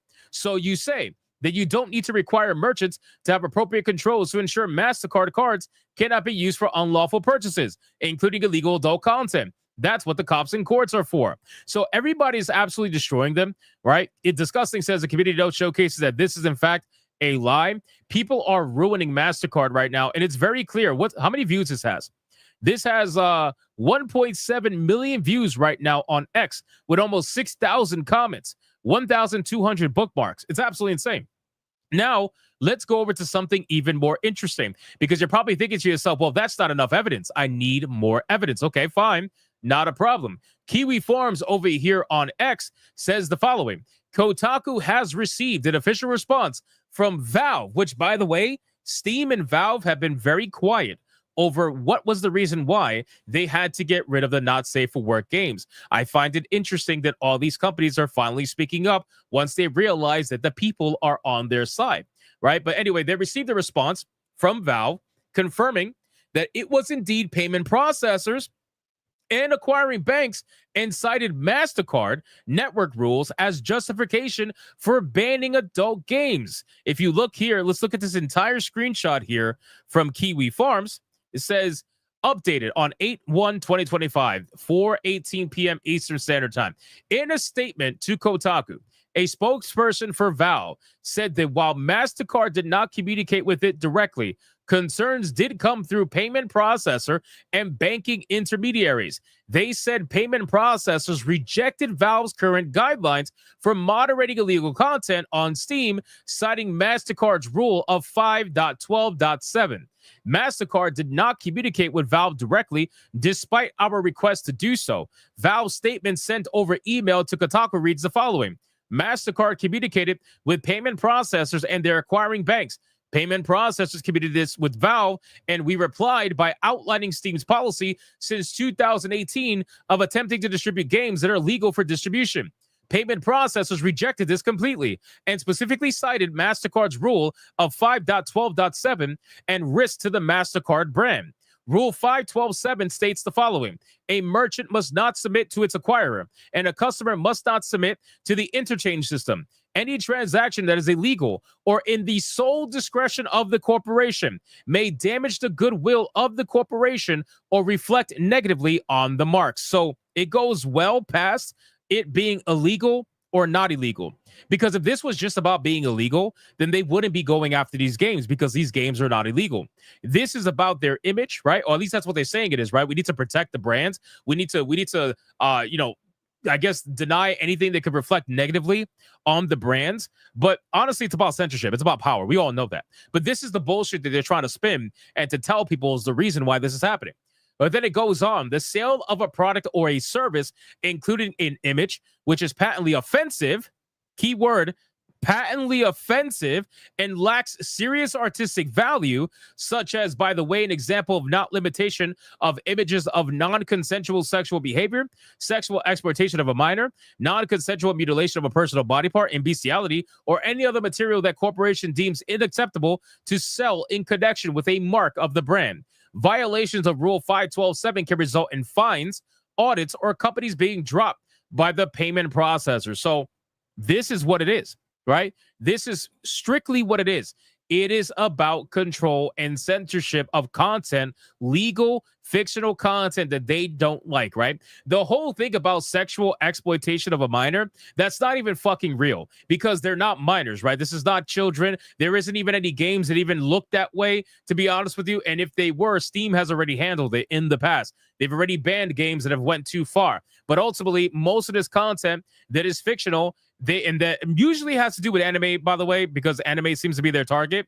This has nothing to do with legal or not legal. This has to do with this makes me uncomfortable, or this is a bad look for our brand. We're not going to allow you to use payment processing, they're not going to allow you to use our mark, basically, by buying these games, right? Steam is very strict on their rules when it comes to uploading content like this. But again, they're continuing to push this narrative about think of the children. Think of the children. We're trying to save the children from child abuse. What child? You guys haven't even been able to name one child that was abused by Steam. Not a single one, because you don't have any, right? It's all about the perception. It's all about the idea of, oh, we need to make it look like this so we can convince people to give up, their rights to legal content that they should be allowed to consume if they want to. But in any case, so this post from Kiwi Farms, again, getting some interesting traction. We got CJ's Thought says, help understand something. You can use MasterCard on OnlyFans and other porn sites, but not for video game with cartoon boobies. How does this make any sense? And this actually makes perfect sense to me in terms of what he's saying, right? How is it that you are allowed to use MasterCard or Visa for porn websites that feature real people, real women that, by the way, are in some very questionable porns, okay? Very questionable porns, all about non-consensual too, by the way, which ironically is very popular on a lot of websites. Non-consensual porn is very popular, and yet you're allowed to use Visa and MasterCard with real people. But when it comes to video games, when it comes to anime characters, suddenly it's a problem. Suddenly now, we need to think of the children. What the fuck is that? But in any case, let's keep going. So keep in mind, Savvy, okay, calling out Collective Shout, which I love to see. Honestly, it's a beautiful thing. Savvy is continuing to call out Collective Shout because everybody is trying to pass off blame. I don't know if you guys noticed this, but everybody is trying to pass off blame to each other, right? So MasterCard, those that want to take, they don't want to take blame. They want to pass it off to the platforms and say it was the platforms that made this decision. It wasn't us. We allow everything legal. Collective Shout wants to take credit for it, but ultimately they want to say, well, it's just the platforms enforcing their TOS. It wasn't us that actually took them down. Everybody wants to pass off blame. Savvy's not letting them pass off blame. So Savvy says, oh, you're not posting this on the main? Interesting. She's quote tweeting MasterCard, which, by the way, MasterCard did not post this particular clarification on their main page. They posted it on the MasterCard news page. It's not even the main MasterCard page, ironically, right? But in any case, it says Collective Shout takes responsibility for contacting payment processors after admitting to emailing Steam for months, only for Steam to not reply. Steam changes its rules, adds in a line about payment processor providers, and only then does anything get removed, which was previously sold and perfectly fine. Collective Shout staffer Kennedy insults you, claiming you need them to help you enforce your rules. Might want to publicly state that they had no influence if this wasn't the case. Every single Doujin shop or website to enact censorship lists you by name, by the way. Every single website that has had an issue with content that is legal has name-dropped MasterCard, or at least partially MasterCard, Visa. They've name-dropped these companies as the reason why this is happening, and they have the audacity to tell you that they're not doing that, right? They straight up lying to your fucking face, and they expect people to believe it. So Savvy says, no one believes you. You have done this well before 2016, but I posted a little timeline from then till now about your terror-inducing reign. And from that same collective shout timeline post, they boast about one single female gamer supporting their cause instead of how many female gamers are opposing them, laughing my ass off. And then if you look here, scrolling through, Savvy was actually one of the original ones that found this particular rule. The rule of 5-12-7, whatever it was. She talked about this a couple of days ago when she was doing her deep dive. She said the very rule that I went and found myself after reading 420 pages of their online PDF. And shout out to Savvy for reading 420 pages of this absolute fucking nonsense. It's insanity, right? And keep in mind, one more thing I want you guys to understand just how deep all of this goes, okay? You guys remember the whole age verification nonsense that has been happening in the UK that is trying to make its way all across the world. It's trying to become a global thing. Well, keep in mind, I keep telling you guys there are snakes in the grass. I keep telling you there are people out there that will sell you to the government if they could get paid for it. They will absolutely stab you in the back if they had any opportunity. Well, here's a beautiful thing. Savvy managed to find that they're in fact paying influencers. They're paying influencers to promote the entire Online Safety Act in the UK. They're actually paying people to promote this shit. It says it might be time to have a very close look at what some supporters are putting into their descriptions. Is this the only example, or can we find more? This person, Alex Armstrong, finds that people, it says expose, Ofcom are paying influencers to spread propaganda about the Online Safety Act in the UK. Orwell's 1984 isn't just here, it's in full motion. Thank you to Dr. Hohen Derkamp for bringing this to my attention. When you look at this picture here, check this out. Olivia Bentley K over at TikTok, I'm assuming this is TikTok or Instagram. If you look, this is what her post says, right? As of the 25th of July, anyone trying to access pornography online will have to prove they are over 18. This is not to ruin anyone's fun, but it's about time that children are protected online. There is an enormous amount of content out there, but some of it is content that is made for adults and not children. This is just the start of trying to make the internet a safer space. And by law, they have to acknowledge whether or not they were paid to advertise that or not. And when you look at the bottom left, what does it say? This is an advertisement. This is an advertisement. They're literally paying this person to spread this absolute bullshit about the Online Safety Act. This is how deep all of this goes. Just keep that in mind. This is literally deeper than I think anybody can honestly possibly imagine. And the beautiful thing is that this is going to just continue to be exposed more and more and more as we go through this and continue to talk about it. It's absolutely insane stuff. So again, guys, just keep in mind when you're looking at TikTok and you're looking at Instagram, I think this might be Instagram. When you're looking at all this stuff, keep a record of all this, right? If you see people, because again, by law, they have to put advertisement if they're paid for, right? So if you see any of this stuff, please make sure that you screenshot it, right? Spread it out to all your favorite content creators. Get involved. You know how many people are tagging me on Twitter, telling me about all kinds of stuff. This is how I find all this stuff because it's hard for me to do it all by myself. And the same goes for all the other content creators out there. So keep tagging us, keep letting us know what's going on. And we're going to get it out there because what they're doing right now is insane. The fact that they're paying people to put this on Instagram, knowing that this is going to go out to children and they're getting lied to every single day, or go out to adults that are getting lied to every single day.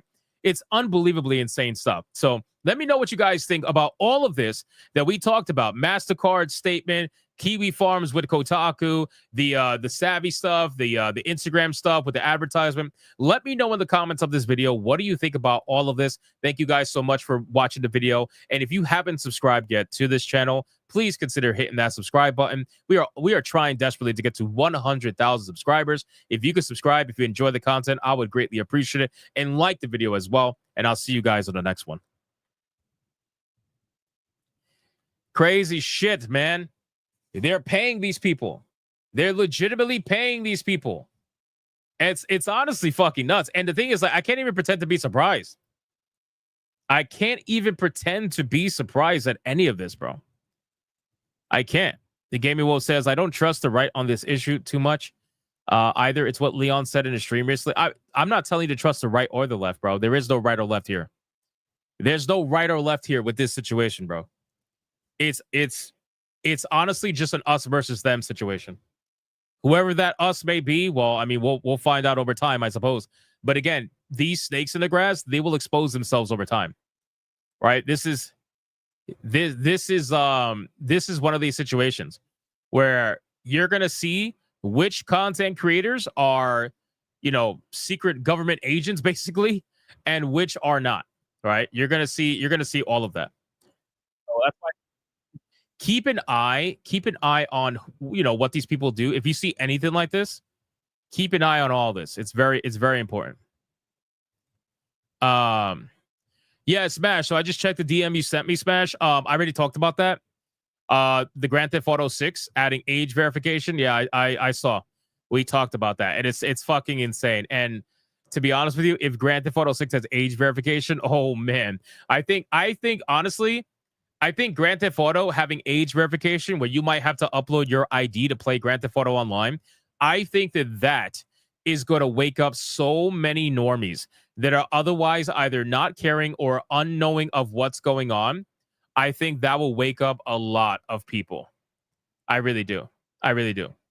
All right, let's catch up on Super Chats, and then we're going to get to the next main topic, which is going to be about GOG and also Haley, what she found on Melissa Tankard Rice, because what she found on Melissa Tankard Rice is very interesting stuff. We're going to talk about it. Where are we at? We got, let's see, Benjamin with a 2. Defund Mastercard. We ain't your boy no more. Shout out to Benjamin. PMC with a 10. Hypnotic has nice jeans. This super chat was brought to you by Mastercard. Shout out to PMC, man. Thank you. I appreciate that, bro. Hypnotic has nice jeans. Thank you, man. I would have preferred if you said I had a nice hoodie, but you know what? I'll take jeans. Don't worry about it. It's fine. It's fine.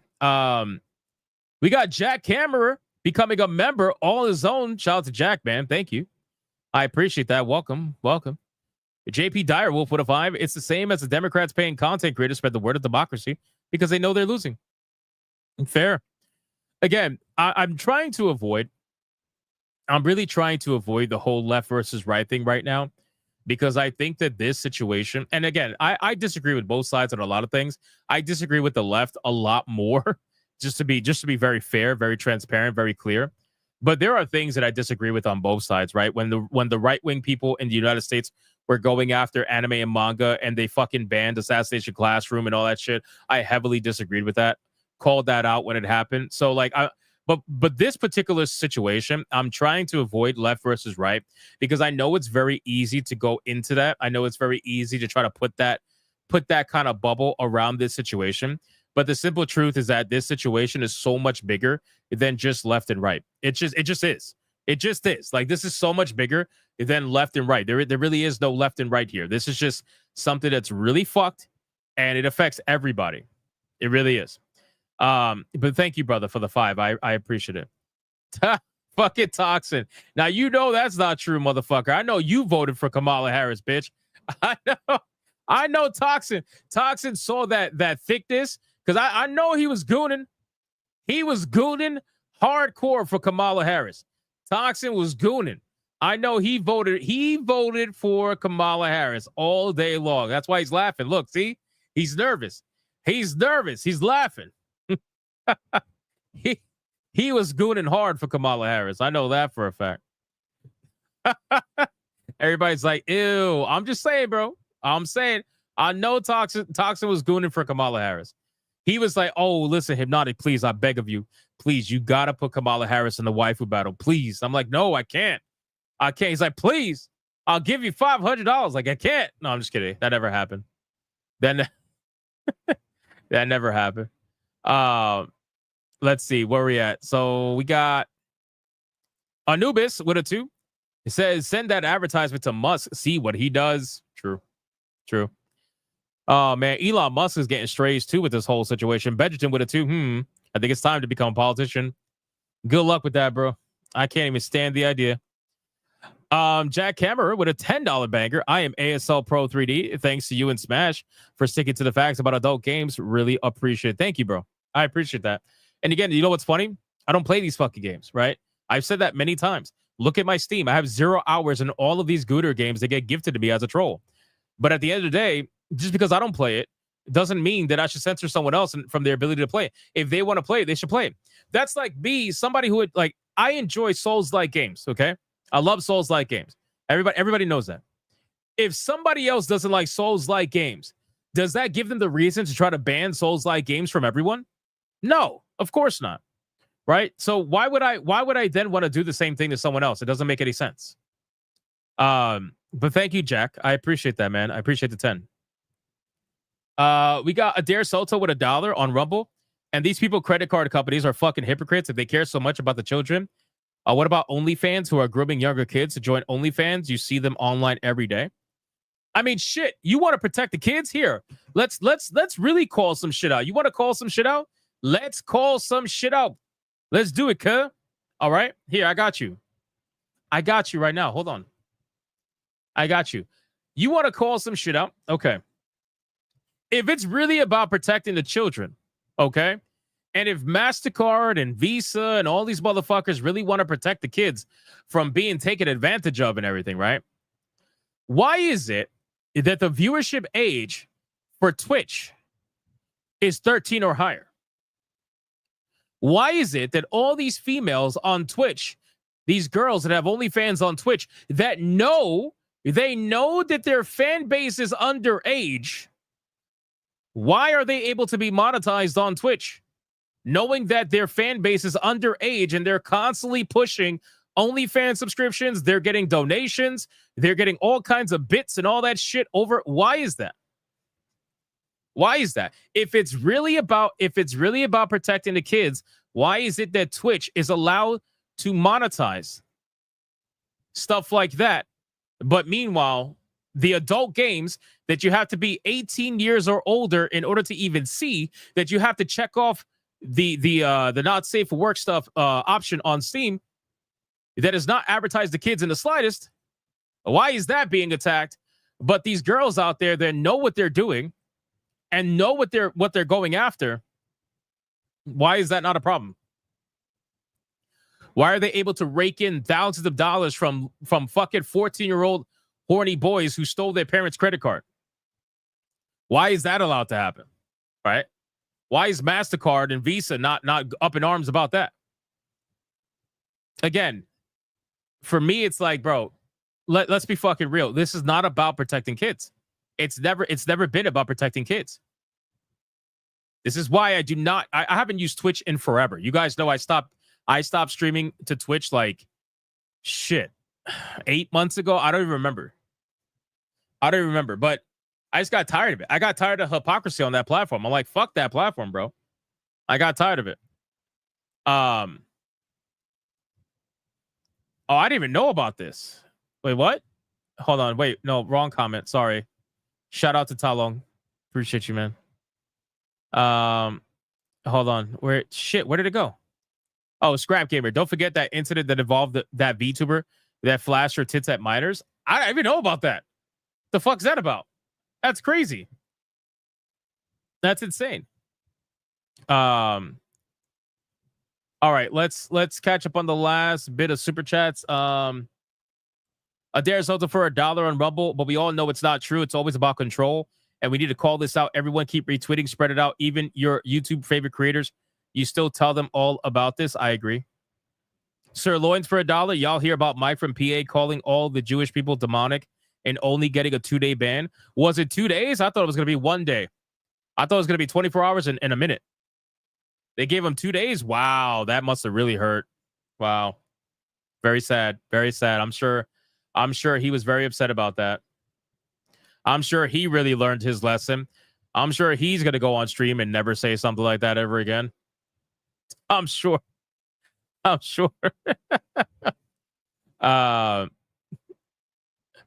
right, we are fully caught up. Thank you guys so much again for the support. We are now going to get into the GOG topic. Let's talk about oh my God, my ears were off. I'm so retarded. Let's talk about GOG. I'm sorry, guys. Let's talk about GOG. We're going to talk about the games that they give it away for free, their statement on censorship, and we're going to talk about this person, Haley, digging into Collective Shout founder Melinda Tankard and her history where she flat out admits she just fucking hates video games. Shocker. I know. You guys are shocked right now to learn that the person who is trying to ban adult video games hates video games. I know. It's unbelievable. Wow. I never would have seen that coming. No way.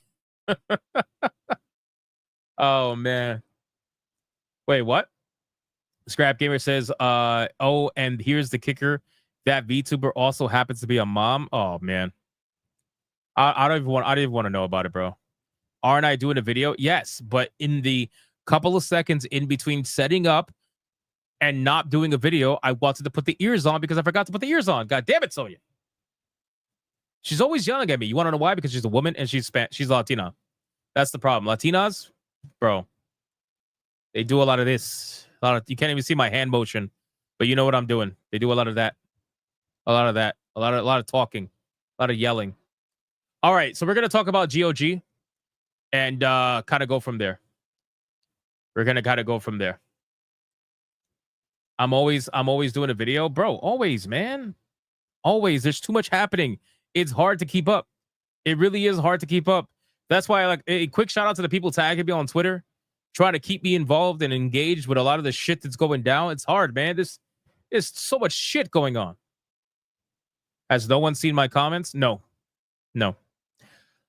All right, ladies and gentlemen, in today's video, we're going to be talking about GOG. Now, GOG is that platform that is very silent, or at least was silent during the entire debacle that is happening between itch.io and obviously Steam, right? Nobody really heard from GOG.com. Nobody really heard from they really weren't saying anything about this, right? Well, apparently GOG has come out and they made a statement that is against censorship. So they clearly know what's going on, and they're out here fighting against censorship in their own way. In today's video, we're going to be talking about how they're fighting censorship, what they're doing about it. No matter how small it is, it's still a statement goes a long way. And not only that, we also have some information of a person on X called Haley Era. I don't know if I'm saying her name right, but Haley apparently has done some deep dives into Collective Shout's founder, Melinda Tankard, and come to find out, she just flat out fucking hates video games. And I know a lot of you in the comments right now of this video are going, wow, I had no idea. I'm so shocked that this person hates video games. No way, right? Very, very shocked. I know. I hear all of you typing that right now. So let's go over GOG's statement, and then we're going to check out their website directly and see what kind of games they're giving away for free. And obviously, spoiler alert, a lot of them are going to be the kind of games that a group like Collective Shout is trying to take down. So the statement means a lot right now. Sure, it's just porn games, right? I get it. But the statement means a lot right now coming from GOG, considering what's happening to itch.io and Steam. But GOG says, thanks to the dedication of developers and publishers, we are launching freedom to buy .games. To raise awareness on censorship in gaming, 13 games are now available for free for 48 hours as part of Stand for Creative Freedom and Preservation. We believe that if a game is legal and responsibly made, players should be able to enjoy it today and decades from now. It's our statement that when games are delisted today because of discomfort, reviving them tomorrow becomes exponentially harder. So we're going to check out this website and see what's going on with it. But the first thing I want to say is that they're absolutely correct, right? Right now, people are trying to delist video games because they view it as uncomfortable. They view it as, whatever. It's a form of censorship. Obviously, this is what we're all talking about. And they're trying desperately to enact control over what you are allowed. It's really about control, but it starts with censorship. They want to control what you say, what you do, what you think, and what you goon to, which wild to me. But that's what they want to do. They want to control every aspect of your life. And you're going to have people out there that are still going to deny that this is happening. They're like, oh, that's not happening. They don't really want to do this. You guys are just conspiracy theorists. Yeah, you're going to be saying that all the way until it happens to you. Exactly. And how is GTA Online doing, by the way? I don't know if you guys are aware, but there's been a recent rumor that GTA Online is also going to be featuring age verification in the future. So how's that working out for you? All the people who are like, oh, this is not happening. It's totally not happening. I wonder what it must feel like to have your head buried so fucking far into the sand that you don't want to admit what's happening around you. You are the embodiment of the meme of the dog in the middle of the fire saying this is fine. But in any case, let's check out their website and then we'll read some of the comments that are on GOG's post. So it's very obvious, by the way, you have about an hour. I'm sorry, you have a day and 21 hours to claim these games. So my video should go live with enough time for you to claim them if you so choose. Obviously, there are some Gooner games here. Majority of them are probably Gooner games. You got Postal 2, which is not. Agony and Agony Unrated. Leap of Love, Being a Dick, Season 1. Leap of Faith, House Party, Honey Pop, Lust Theory, Treasure of Nadia, Summer's Gone Season 1, Fetish Locator Week 1, Sapphire Safari. Oh, look, it's a JDA game. And then you got Helping the Hotties. Okay, so you got a Gooner game for everyone here. Even the furries. You got something for the furries here over on the bottom over here. So this, for me, it's not about the game. Okay. It's not about the games. I don't play these Gooner games. I don't care for them in that way. But what it is for me is the message, right? This message, this is a direct fuck you to the people who are trying to censor these video games, right? This is a direct like fuck you to the people who think they can enact control over every little thing that you do. The fact that they are doing this and giving it away for free is a huge statement by GOG that goes much farther than anything else, to be honest with you, right? And people are talking about this. Aeromancer says, thank you, GOG. Make sure to call Visa, Mastercard, PayPal, and Stripe and express your displeasure at payment processors' extra legal regulation on lawful adult creative content. Demand not to be censored. The beautiful thing about this is that all of this is working, right? The reason why we know it's working is because, as I said in my last video, Mastercard was forced to respond and to give a bullshit answer that everybody's making fun of right now. But Mastercard being forced to respond shows that you guys calling is working, that you guys calling all of these companies and emailing is working. This is absolutely working. And this is the only way we really have to cause any sort of disruption to get them to listen and to understand that what they're doing is absolutely full of shit and they should not be doing it. It is not legal. It is insane. And the fact that they think they can censor the internet like that is just crazy stuff, right? So people are commenting. They're obviously super happy about that, right? And people are also trying to hate and say, well, it's just porn games. Obviously, of course, it's going to be mainly Gooner games because that's the situation that's happening right now. Nobody's saying you have to download it, but the fact that they have this available and is putting this statement out there, I think this goes a lot farther than anything else. So let's dive a little bit deeper now. We're going to check out Haley. So Haley, this particular content creator, I'm not sure about them. I don't follow this person, but I know Savvy quote tweeted this person, and she says the following. She says, "What the fuck? Did some digging on Collective Shout's founder, Melinda Tankard," right? And Melinda Tankard Rice is the person who we've been talking about in all these videos, in case you maybe you don't know or you forgot. Turns out she doesn't just hate sexy characters. She straight up hates video games completely. And I know everybody's like, no way.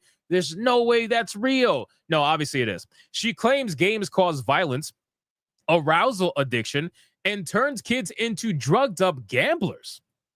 Like, what the hell?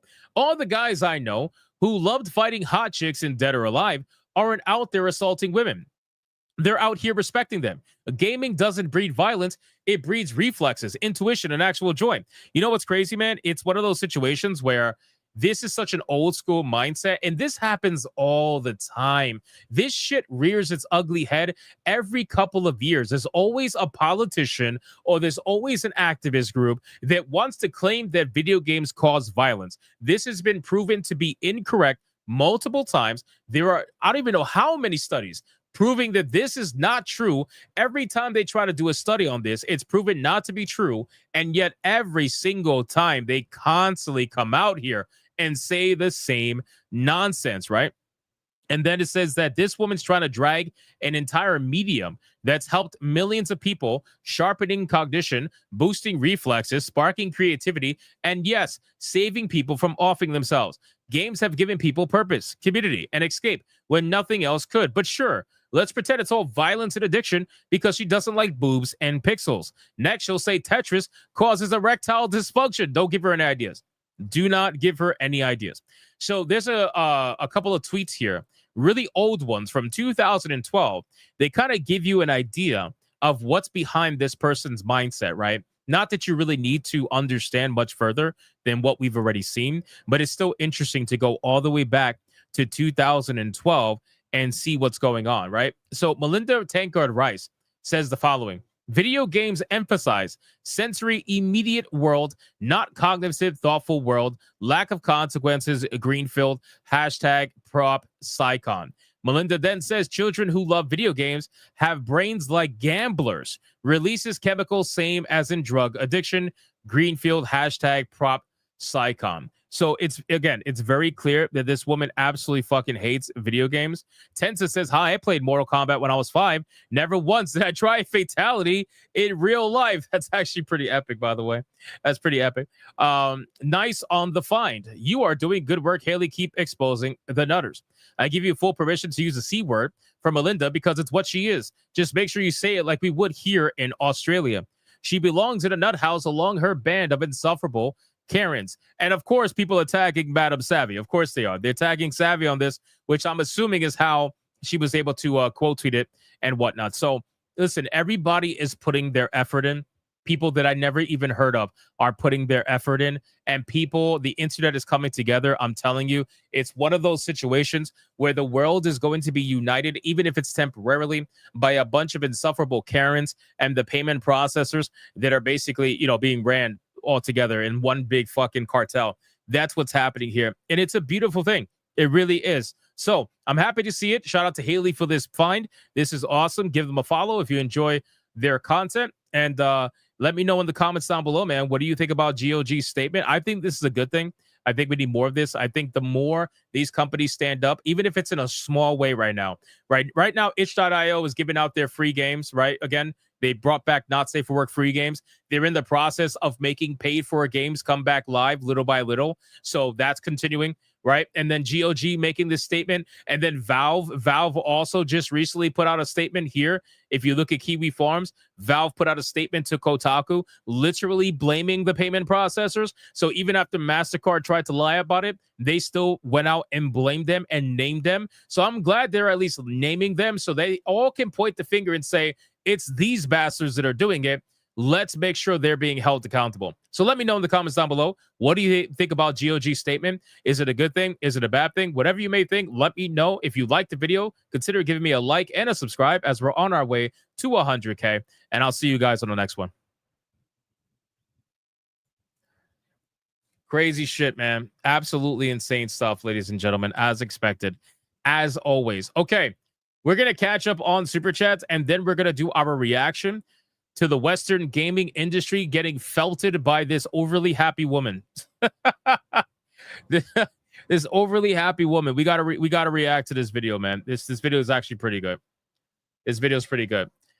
Ears, yes. Thank you for letting me know. See, that's why I love you guys, man. You let me know. Thank you. All right, we got Benjamin with a 10. There was a League streamer who flashed her coochie to stream and start cranking the nut on deep.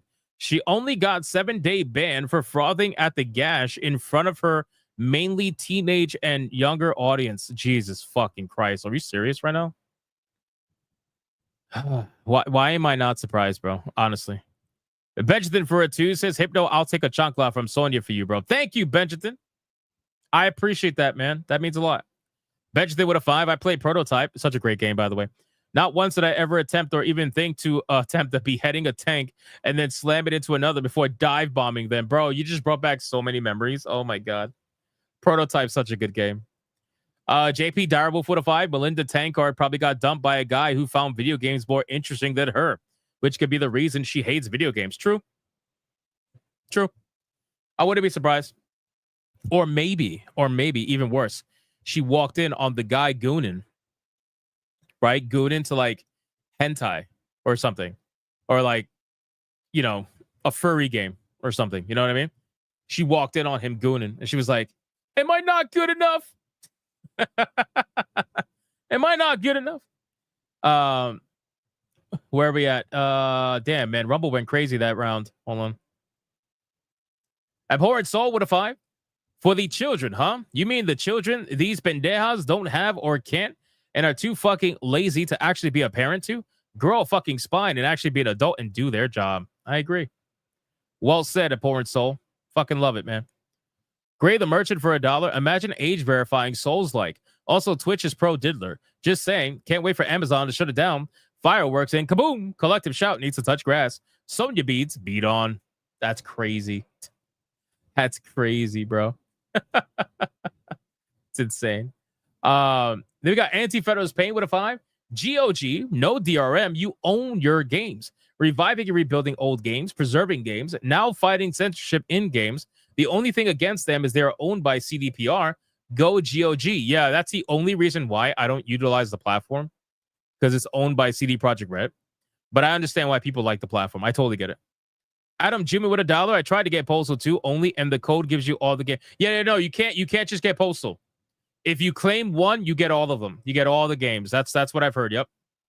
Adair Soto with $1. Oh my God, there's goddamn people who have no lives in here want to take people's video games away or trying to vent the wheel or reinvent the wheel. We have so much evidence that games do not cause violence or do drugs. Thank you so much, Adair Soto.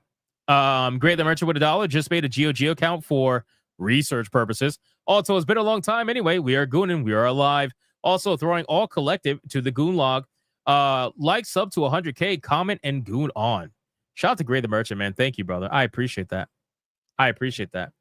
Paul Q with a 5. Keep it up, brother. Let's add to the ranks of the bigot. Oh, shit.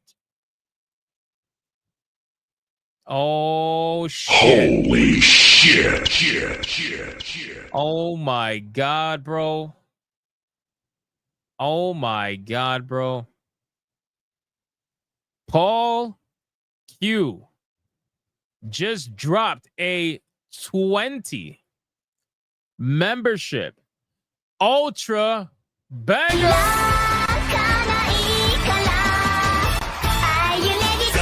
走り出そう鳥に下げたスタート進むから振り向かない明日は絶対もっとシャイニング自分次第深めに合い今すぐスタートボタンを押してみよう私はこんなんじゃないはずPaul Q, man. Paul Q dropping that crazy 20 membership ultra banger, dude. Thank you, Paul Q. Oh, yeah, that's a lot of memberships, bro. Oh, my God, dude. Winter Blacklight, yes. That is a lot of memberships. We must have gotten almost 100 memberships tonight, man. Between Paul Q, everybody's been going crazy with the memberships. And then fucking Mr. Rouge dropped like 50 earlier. Thank you, man. Seriously, that means a lot to me. Yes, we added to the bigot army ranks. What a legend, bro. Benjamin with a 2. Yes, I am serious with that streamer, bro. The thing is, like, I know you're serious. I've heard of girls doing that on Twitch, and nobody even bats an eye because they're girls, and they're like, "Oh, the boys like it," so that's just like, you know, they just completely throw it. They toss it to the side. It's absolute hypocrisy. It really is. It's absolute hypocrisy. We got Fear the Haggis for $1 in Rumble. This is a book by Belinda. He chose porn over me. Women harmed by men who use porn looks like she walked in because she refused to make a sandwich and a blowy. That's insane. Adair Sultan with $1. Man, you know what's funny? This is bringing a lot of memories back in San Andreas. It was a battle against the government and the video game gamers, but times have changed now as well as culture. Yeah, history repeats itself because nobody wants to learn from history. Everybody wants to pretend like history is problematic. They don't want to learn from it. Right? It's a problem. It really is. It's a big problem. Oh my God, I just saw something. Oh my God, bro. Not only did Paul Q drop a 20, these guys are going fucking tit for tat now. This is the second time this happened. Mr. fucking Rouge just dropped a 50 membership ultra mega banger.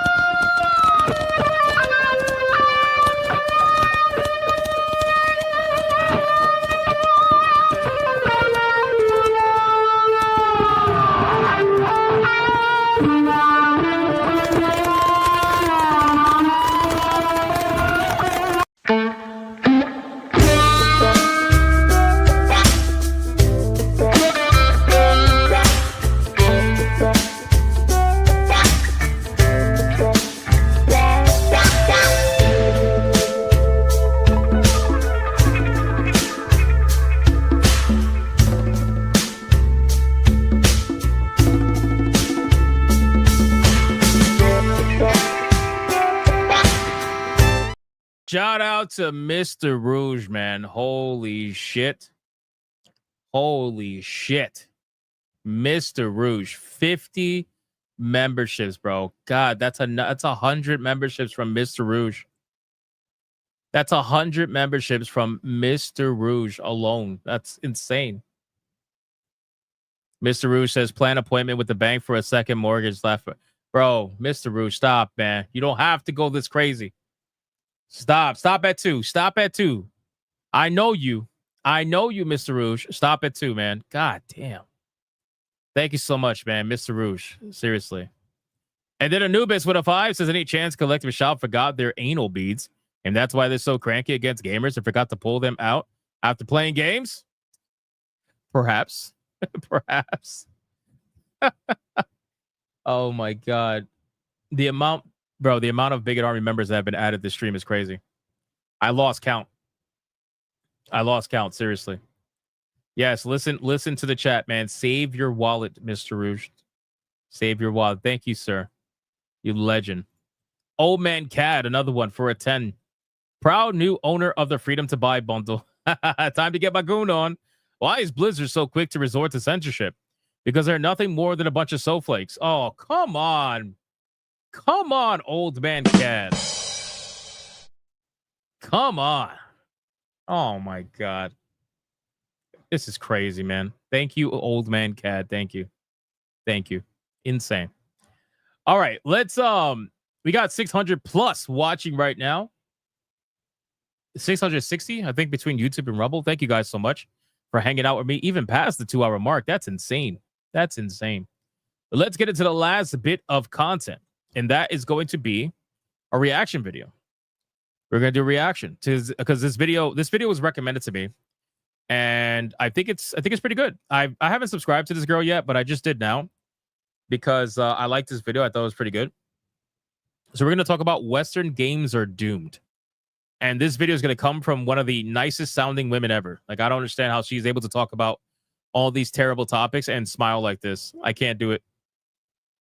I can't do it. Did the censorship war over?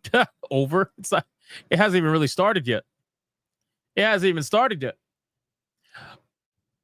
All right, ladies and gentlemen, we are going to be reacting today to the background NPC video called Western Games Are Doomed. Then this particular video was linked to me by a subscriber, and I watched a little bit of it. I didn't want to watch the whole thing because I wanted to give my genuine reaction, but the little bit that I got from this video is actually pretty damn good. She's able to talk about different things in the past and whatnot, and how Western games are just completely getting destroyed by Eastern games right now, especially China and South Korea, and she's spot on. And I thought it was going to be a good conversation to have. I think the video is very good. So let's sit together, grab some popcorn, let's react to this, and check out what she's got to say about the Western gaming industry. Here we go. So I'm very much a homebody, almost embarrassingly so. And we can... And keep in mind, I will make sure to link her video in the description box below and also in the comment as well. Start when I have the most time to dive into whatever game I'm currently playing through. Up until about 3 weeks ago, that was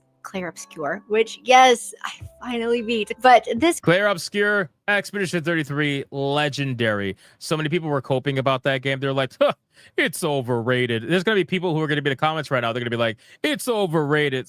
Relax, bro. We get it. The $50 game got you in your feelings. It's okay. Weekend was no different. It's midnight on Friday night, and I'm working my way through Stellar Blade while my half-started copy of First Berserker Kazan is... Wait, you're playing Stellar Blade? You feel safe while playing this game? I was told that this is a dangerous game to women.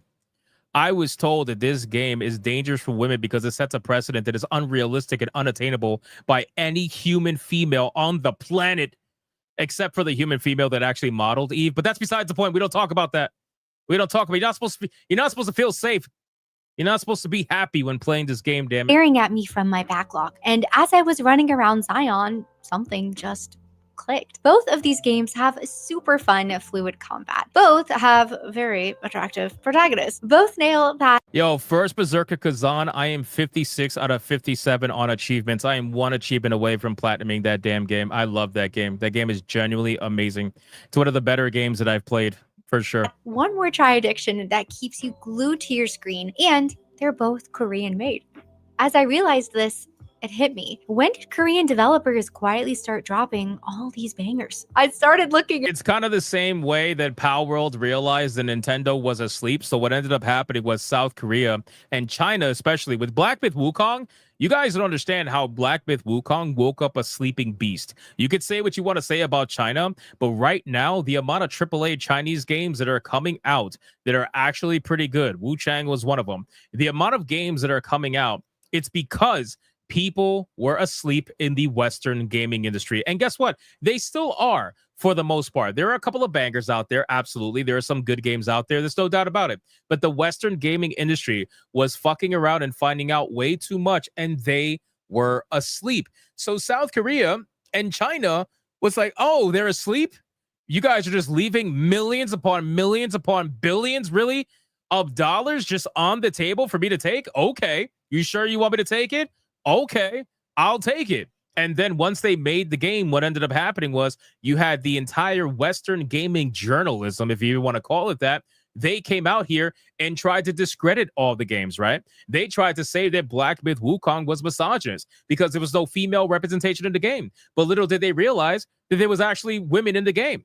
There was women in the game, the entire game. It's amazing, except for chapter 1, which proves that the journalists didn't get really past that far in Black Myth Wukong to even make that statement. It's unbelievable, right? Same thing with Stellar Blade. They tried to discredit Stellar Blade and say Stellar Blade was too sexy, right? She was too gooner, right? That's what they tried to do. They called it problematic. And guess what? All these games massively succeeded, right? Every single one of these games stole the lunch from a sleeping, lazy, garbage Western gaming industry that is only now trying to get their shit together after they fired 20,000, 30,000, 40,000 plus people over the last 2 years and getting rid of their bloat. But there's still so much more to do. Into it. And I guess this has just gone completely under my radar, but developers from China and Korea, places that historically haven't made double or AAA titles, have really been knocking it out of the park lately. And obviously Japan has always had their share of home runs too. But these days, except for Forspoken, we don't talk about that game. with how expensive games are becoming and with how awful some of our choices are, this really means a lot. We're naturally gravitating towards the games that respect our time and money, and over the past couple years, Eastern developers have been pulling us in like a black hole, and I'm loving it. It's no secret that, to be fair, Eastern games have always had my attention. That's always the games that I tend to focus on, or at least give most of my attention.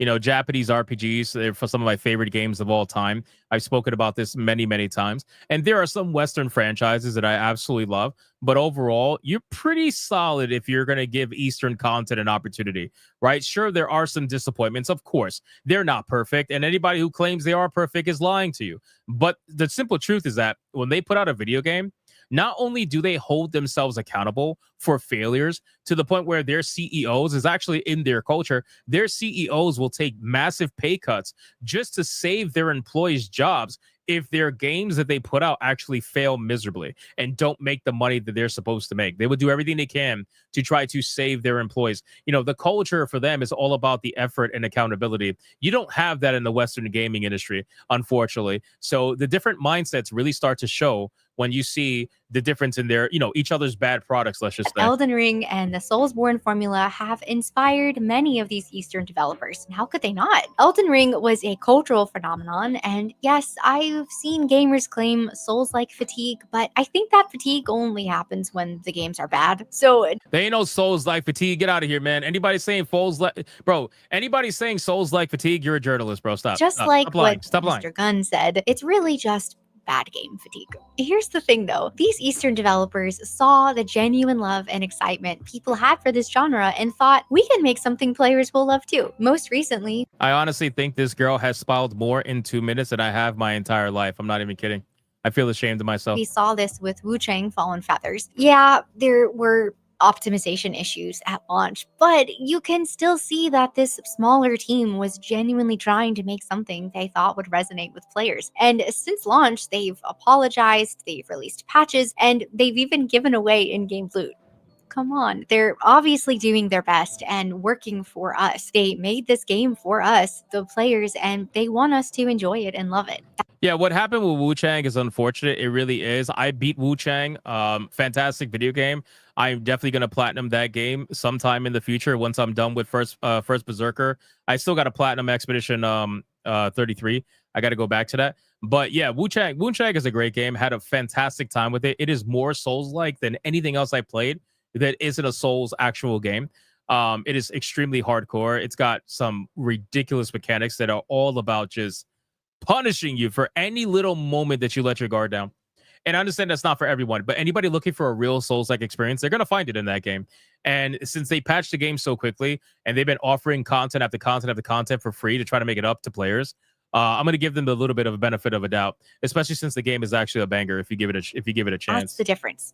Some developers are genuinely trying to make games with us in mind, and others just aren't. And the crazy thing is that these Eastern developers haven't discovered some secret formula. They're not doing anything new or I'm excited for these games. Lost Soul aside, Phantom Blade Zero, Tides of Annihilation, bro. I'm excited for all those titles. I cannot wait for them to come out. groundbreaking. They're just getting back to the basics, making games that respect players and want them to have fun. So all of this got me thinking about the state of our industry. What is happening with Western developers and how are they so far behind their Eastern counterparts? Now, before we get into the whole East How are they so far behind their Eastern counterparts? There's one word: accountability. That's it. That is literally it. That's the word. The word is accountability. That is why they are so far behind the Eastern developers. You want to know why? Because even if you want to do the whole DEI hire nonsense, you want to hire DEI hires, right? The moment those DEI hires weren't up to snuff, that's it. It is what it is. Accountability is the reason why the East has talent. The East has capability. The East has accountability. The West has none of that, right? The Western talent that is out there is too busy being censored by the DEI hires and the initiatives that are holding down those people, right? We need to get nerds back into gaming creation. We need to get nerds back into the developer seat. We need to get real gaming nerds back there, because right now there is too many Nicki Minaj's that are in the gaming industry and not enough, like, I don't know, Urkels. You know what I'm saying? Like, that's what we need. versus West thing. Let's be real. The gaming industry is getting squeezed from every direction. We've now got credit card companies trying to censor gaming content, games disappearing when servers shut down, hence the Stop Killing Games initiative, rising development costs making everyone risk-averse, live service pressure from investors, the prioritization of modern ideology over good gameplay, and us just paying more than ever for games that we don't actually own. The entire industry is getting hit from all sides. Eastern developers, Western developers, everyone's facing the same stuff one way or another. But how these developers respond is what tells you everything. When faced with the challenges, some developers are doubling down on actually caring about us, the players, because they understand we're the ones who can actually help them succeed, while others have just And that's what the Lord of the Fallen developers are doing. That's what Saber Interactive did with Space Marine 2. Look at how they handled Space Marine 2, how everything was player focused. Every decision they made was based off feedback from their players. Like there are Western developers out there that are trying to do the right thing. Unfortunately, they are dwarfed by the nonsense that is in the Western gaming industry. But little by little, they're starting to shine as time goes on. You know, and it will continue to do so. Stopped listening to us entirely. So let's do a little dissecting of what the West has been up to. Now, be warned, it's a little bit depressing, but don't worry. We'll Are you going to say it's a little bit depressing and you are smiling more than I ever have in my entire life? That is impossible. It's impossible. get through it together. And then we'll look at how Eastern developers are truly here to save the day and how not all hope is lost. Going back through gaming history, it's such a bummer because there was a time when Western AAA developers actually worked to make games with us in mind. You could truly feel that they really cared about what we wanted. Remember Assassin's Creed 2? Ubisoft spent years reconstructing Renaissance Italy with historian level accuracy, all while giving us a beloved protagonist and story that made you care about the world even more. It wasn't just for profit or to push some agenda. The team behind the game clearly had pure love and passion for what they were making, and it was obvious that because we had nerds in that's a terrible pause, I'm sorry. We had nerds in gaming. That's why.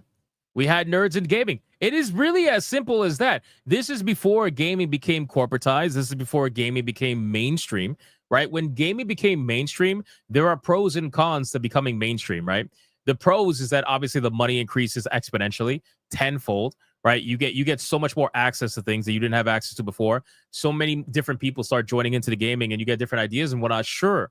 But the problem with mainstream is that you get a lot of bad actors. You get people that want to take advantage of a growing space, and that's exactly what happened. The gaming was growing, gaming was booming, and before you know it, the nerds got pushed out or they got suppressed, and then the corporate suits came in and they just fucked everything up. They And wanted the still do. players to enjoy it. BioWare used to obsess over connecting with players. They'd spend months, years perfecting conversation systems and Mass Effect and Dragon Age because they understood that's how we bond. Oh, we do not talk about BioWare here, man.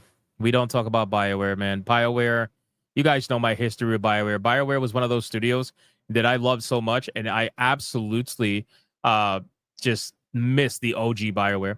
Same with the OG Blizzard. OG Blizzard and OG BioWare are the two companies that were so hardcore for the players, and then they just, that's it. They just got corporatized. That's with it. the characters. Thousands of lines of dialogue, branching narratives that actually mattered. It was all because they knew that's what their players would love. And Rockstar, their track record speaks for itself. GTA, Red Dead Redemption, they are making games 100% catering to the player's experience, which is why I'm really hoping GTA 6 doesn't disappoint. But across the board, going back through games, I feel like GTA 6 has been in development for so long that there's no way that the game is not going to disappoint a lot of people. I'm not saying it's going to be a bad game. I'm just saying living up to the hype or living up to the expectation of over a decade, it's very difficult. Almost every game that's ever been in development for over a decade has not lived up to the hype. Almost every game that's come out. So it's going to be very hard for GTA 6 to live up to that hype. It still will be a good game, I'm sure. It's just people have their expectations and thoughts about it. gaming history, there are so many examples of games that were made by people who wanted to bring players joy. You could feel the love in every mechanic, every system, every decision. Western AAA gaming was in its golden age. So what happened? Well, looking at the state of the industry right now, it's clear that so many studios have replaced respect and passion with greed, contempt, laziness, and just nonsense. They started Anger, too. shipping broken games at full prices that continue to creep up, cramming in microtransactions and live service monetization, expecting us to pay for unfinished products, then buy the rest as DLC. They've let cultural So the internet, not only did the internet make gaming better, but it also made game development much, much worse, right? Because internet gaming allowed you to play with your friends without needing them to be on the couch. It opened up the ability to play with anybody around the world. It was a huge advancement in technology, and to this day has completely changed the face of gaming, especially if you've been around since before the internet with gaming. But the thing is, it also opened up very, very lazy development. It opened up the put it out now, fix it later mentality that has only gotten worse and worse and worse as time goes on, as games have gotten bigger. That mentality is only capable with the internet. If it wasn't for the internet, they would be forced to have to make sure that they put out as complete of a game as possible, because there would be no way to fix it otherwise. This is why. It's not to say that games, back in the day didn't release with glitches. The simple truth is that there were so few and far between, and most of the time the glitches were like so minimal that they would just end up getting memed, right? But that's not the case now. pressure override what we actually want. Now character designs have to go through committees that are terrified of making anyone attractive or appealing. They prioritize poorly executed modern ideologies over actual compelling narratives and characters. Everything they do at this point is for what the modern audience desires. But where are they? Where is this audience, and why aren't they buying these games? I mean, just look at the lineup over the last few years. The Concord team allegedly spent well over their $200 million budget. Guys, also keep in mind, just so people are aware, the entire reason that Steam initially existed, right? Valve, the reason why Steam existed at first was to allow Valve an easier way to digitally distribute and update their own games. That was the entire reason Steam existed. That's why they came up with the Steam platform, right? So that they can distribute their games like Half-Life and Counter-Strike and have a way to update those games consistently and easily directly through their own platform. That's how Steam started. And then eventually, well, the rest is history at that point.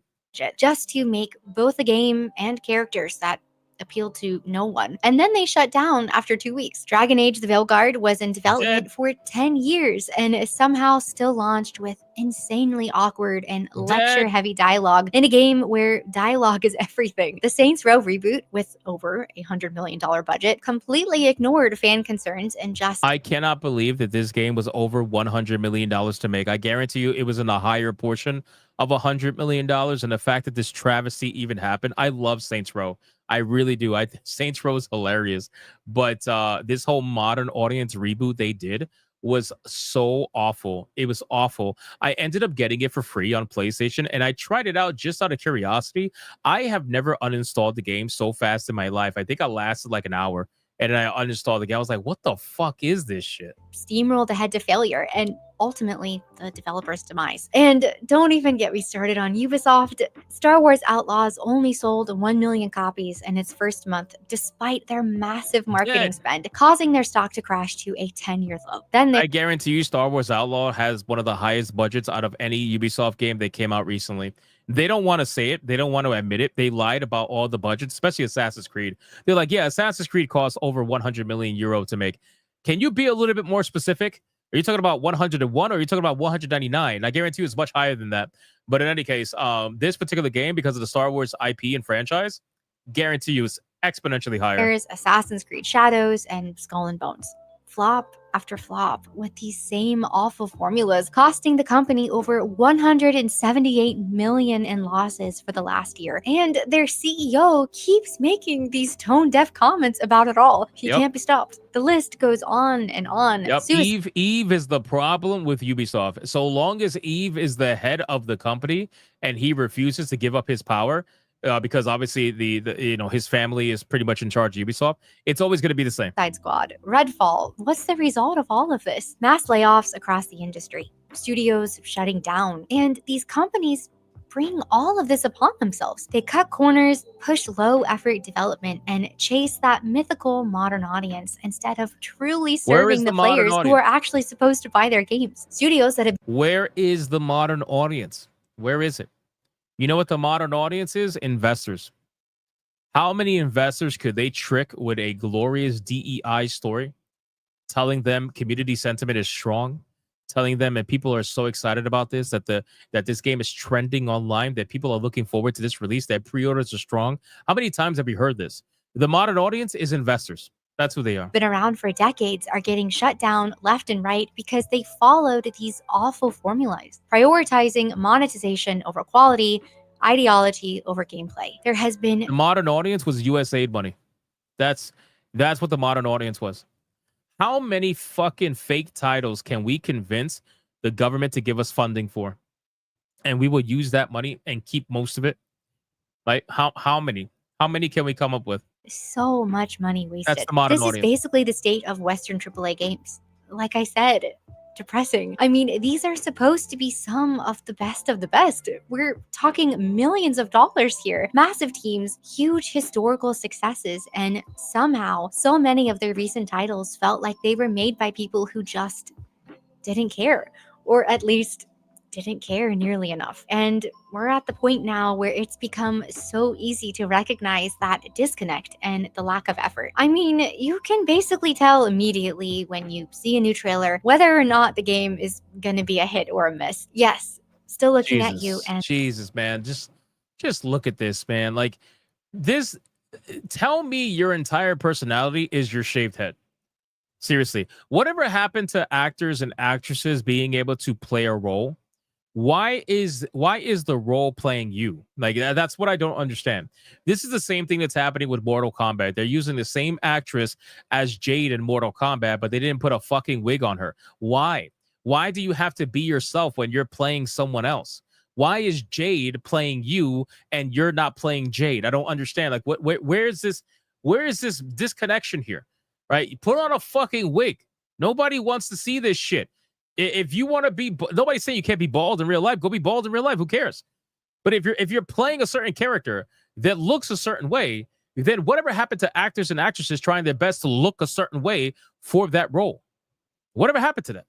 Why can't you put on a wig so that you look like Jade? I don't understand why that this is... beautiful glistening head. But Why, all this of is the this problem. brings us to good news. When you look at what's been happening in the East, the small teams of developers in China and Korea are fighting to put out double and AAA games while facing these same pressures. And so many of them are succeeding. The passion for what they do is shining through. They're fully focused on respecting their audience and giving us, the players, what we want. Fun fact, Black Myth Wukong's team spent 4 years traveling around China to 3D scan real locations out of pure love and authenticity. You can feel how much they cared about the source material, story, and the characters. I love that little Buddha. And they shared that passion with guy. us at every step.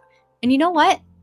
It worked. Black Myth Wukong cost around $42 million to make and has sold over 25 million copies. 42 million USD. Oh my God. Now keep in mind that's obviously Chinese conversion, but think about that. $42 million budget. That is the budget of a AA game in the United States. Maybe even a high-ranking indie game, right? Like a super high. Actually, no, 42 million. That's pretty sure that's AA at that point. But still, AA, and selling 25 million copies. Over $1 billion. It's needless to say, those guys partied hard. And you know what they did with that money, by the way? You know what they did with that money? They rewarded their developers, which is crazy, right? I know it's a shocking thing. They rewarded their That's what developers. happens when players feel like someone actually cares about them versus trying to force things on them that they don't want. Stellar Blade gave us a beautiful female lead and calculated Hello. physics for every single movement.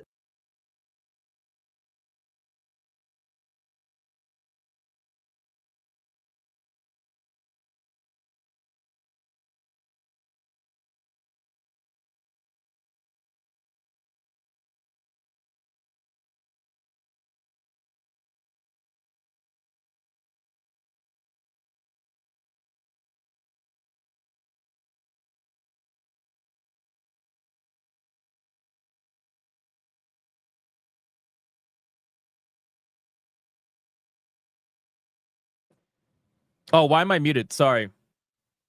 I don't know why I'm muted. Sorry about that. Anyway, Eve is a beautiful. What I was trying to say is Eve is beautiful. And the funny thing is that the Western gaming journalists, okay, the Western gaming journalists out here were trying to push this narrative about Eve being unrealistic, right? But the great thing about this is that the studio, right, Shift Up, destroyed the gaming journalists, felted them completely by showcasing the real life model, the supermodel that Eve was based off of, proving that everything you see from the neck down is actually based off a real woman. And once the journalists found that out, they stopped talking about unrealistic expectations. They just completely stopped. Because at that point, how are you going to say it's unrealistic expectations? It's based off a real woman. It's a real woman who did Eve. It's like, come on, what are we doing here? You guys are spitting this absolute bullshit out here because you want to be lazy and fat. That's the only reason. You want to be lazy and fat. You could do that, but don't come out here and pretend like this is unrealistic for other people, especially when you're talking about Asian countries like that. Let's be real. We're talking about totally different fucking standards here. While But anyway. refusing to compromise on a 60 FPS. The game launched pretty much bug-free too. That's them caring about our experience, and you can feel it in every animation, and the numbers prove it. Stellar Blade hit 3 million copies sold, with 1 million copies on PC in just 3 days when it Yeah, that's true. They did eventually shift their ideology or their target. They went from unrealistic body expectations to, oh, why couldn't you use the real model's face? You know, they made up this entirely new face for Eve. They didn't use the model's face, and it's unrealistic expectations for the face. I'm like, bro, come on, stop, man, stop. I mean, that's a legit accomplishment, right? A pretty protagonist and good gameplay really are an unbeatable combo. Another recent one is Lies of P. They took the Legendary Souls-like game. formula and crafted Lies of P, legendary game, an amazing Souls-like, one of my favorite. It's in my top 5. Lies of P is incredible. this haunting, twisted Pinocchio-like world with such attention to detail and polish that showed genuine love for both the fairy tale and the players who loved this genre. The market responded, and Lies of P sold over 3 million copies, hitting 1 million in its first month alone. And this also just gives me a chance to say, Eastern developers across the board are not afraid of making games that look good. Attractive, beautiful characters that aren't trying to check boxes, but are just trying to draw the player in and add to their experience and enjoyment. No intentional nerfing of their looks, no agendas, no ulterior motives, no nonsense. Just good-looking, pretty, attractive characters and designs. And I've said this before, but I don't understand why this is so hard for Western developers. Stop making your characters less attractive on purpose. But getting back on track, are all of these Because look at where we live and look at what surrounds us every day.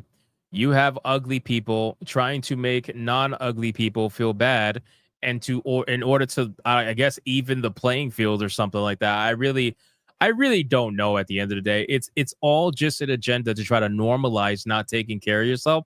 It's all an agenda. You try to normalize, I guess trying to be ugly on purpose. It's the weirdest thing. I don't quite understand it, but we all know where it's ultimately going. Western games perfect? No. I had the occasional frustrations with Black Myth's hitboxes, and I wouldn't say Stellar Blade's story is my absolute favorite, but here's the thing. They are trying. Just like with what I was saying earlier with Wu Chang, they're clearly trying. They're at least putting in the effort, and you can easily see that these developers are working to make something they hope will love. The genuine care still comes through, even if the execution isn't always perfect. Yes, we want to get our money's worth and don't want to buy broken things, but from what I've seen across the internet, we're not expecting perfection, even at the AAA level. If you can see that the developer is valuing and respecting us, we're genuinely pretty forgiving, right? Well, here's the beautiful thing, right? So even if the game is slightly under par in whatever way you want to complain about, right? At the end of the day, you are getting your money's worth because the amount of content that are available in these games, as she just mentioned, and a lot of replayability that are in these games, the difficulty versus the reward factor, everything, all of it is a $50 price tag. $50 fucking dollars, bro. Like, it's $50, man. Like, are you serious? Other games are trying to charge you $80 or $70 for Star Wars Outlaws, right? And these developers are charging you $50, $49.99. You guys notice that some of the best and most successful games so far this year, even Expedition 33, not an Eastern game, but still $49.99. And you got an unbelievable amount of content. It's not even close. And it's clear that these developers are at least attempting to do that and serve their audience well, even when they don't nail every single thing. The total gap and difference between the approach to development between Eastern and Western devs is just so massive at this point. It's almost like they're going in complete opposite directions of each other. One is obviously right, and the other thinks they're right while blindly charging ahead into the fire. And since we're talking about developers serving their audience, I feel like I can't make this video without at least mentioning that there are still some incredible Western indies who are fighting the good fight. Clear Obscure with Sandfall Interactive pouring love into every story beat, accompanied by great gameplay, sold over 3 million copies, and now they're Incredible having game. meetings with Square Enix. I'm not a card girl, but Balatro was made by one person over 2.5 years and sold over 5 million copies, finding real success with its audience. Animal Well spent 7 years in development to create a highly praised Metroidvania that, during launch month, outsold every first-party Nintendo game on the Switch's eShop. Ouch. And another Crab's Treasure, the Souls-like from Aggro Crab. This is such a great game, by the way. Another Crab's Treasure. I don't talk about it enough, but if you're a Souls-like fan and you want to play something that's actually different and entertaining and cool, this is a great game. Another Crab's Treasure is a really fun game. Pretty difficult, too. Crab reached 500,000 copies sold in just over 3 months, with the developer saying, "You can't engineer virality, but you can put heart into the game." Heart. That's what we're talking about. Baldur's Gate 3 has sold over 15 million copies. You can feel how much Larian loves this game along with its audience. Yeah, Hogwarts they loved it. They loved it so much they were forced out by fucking Wizards of the Coast. He sold over 30 million copies because someone finally tried to give us the Harry Potter experience we've always wanted. When you look at these games, you can clearly see a difference versus all the Western flops, right? The AAA disasters with their massive budgets will continue to be completely outperformed by developers who show genuine time. love, care, and appreciation. The pattern is You can see it when you play a video game. You could see passion. You could see it a mile away. You can literally see it a mile away. Crystal clear. When developers make games for us, we respond, even when the games aren't perfect. That response sends a clear message that developers who try will be rewarded over developers who couldn't care less. And that message is creating a beautiful renaissance. You know that moment when you start a game and within minutes you're like, oh, this is going to be good. That feeling is coming. That right there was Expedition 33 for me. That right there was Expedition 33 for me because I'm telling you, I booted up that game and the opening scene where everything happens within the first 30 minutes, it was unbelievable. That's when I knew immediately. I was like, "Yep, this is gonna be it. This is gonna be it." Back to gaming. Because when developers prove that actually caring about players works, it gives everyone else permission to care again too. When studios see Black Myth Wukong making $1 billion or Stellar Blade having immediate success on Steam, suddenly the whole industry has to choose. Start actually thinking about your players, or watch the developers who do care about us leave you behind. This success is spreading. More Chinese and Korean studios are feeling confident that caring about players works at a AAA scale, and they're branching out beyond Souls-likes into every corner of gaming. RPGs, horror games, action titles, bringing that same respect for players wherever they go. Just look at what's coming. The Western gaming industry is going to get absolutely railed by South Korea and China. And obviously Japan too, but just namely these two that are rising up now, South Korea and China, they're going to rail the Western gaming industry, and they're going to get felted over and over and over again until eventually they get their shit together, if they ever do. Tides of Annihilation, which crazy. I'm super excited for. Yes, I'm Phantom excited for Blade that Zero, game too. Blood All these Message, games. Crimson Desert, Give it all to finally me. launching. Give it all to me. Hopefully, Project the Perceiver, doing this philosophical storytelling thing. Showa, American Story, tackling alternate history. That feeling is coming through in every trailer, every gameplay reveal. These developers are trying to make something we'll love. And every game we buy is a vote for what kind of industry we want. When we support developers who make games for us, we're funding care over corporate nonsense. And right now, especially, our purchases matter because the developers who get it are fighting for us and fighting to keep that focus alive. Here's what I really believe. This isn't East versus West at all. It's genuine care and passion versus contempt and disrespect. Developers who build with their audience in mind versus Man, this girl's gonna get hated so bad by certain people in the industry. You all know who those people are. They're going to look at her like, what is this? A conventionally attractive woman talking about video games that the chuds like? You're a betrayer to the women. You're a betrayer to feminists. They're going to hate this girl so damn much. Those who've stopped thinking about us entirely. And after all of the chaos that's infected gaming development over the years, I still feel genuinely hopeful. We're proving that our voices and our wallets do make a difference, and that the future of gaming will be written by the developers who value what the players want. The Renaissance is real, and I can't wait to see what comes next. Thank you so much for making it to the end of this video. Are you feeling this shift too? What are some of your favorite games lately? Ones that clearly had a passion and respect for the player. I would love to hear your thoughts because honestly, my backlog is never big enough. Thanks again for being here. Pause. Wait, pause. Anyway, listen, man, I have never met somebody that smiles more than I ever have in my entire life. I mean, Jesus Christ. But no, this was honestly a really good video.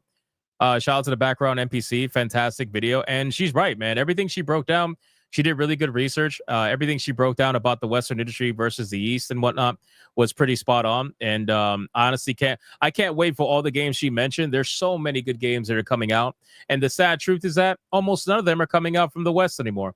It is a shame. And it's one of those things where it's like, it's unbelievable that we have to look towards the East to get our content because they're putting out bangers while people that are on our side are fucking half asleep, lazy, angry all the time, blaming gamers, too busy talking about politics, all kinds of nonsense, like all the stuff that I don't even want to hear about, bro. If you're not even going to tell me about your game, but you want to tell me about how bad Trump is, then I don't ever want to hear what you have to say.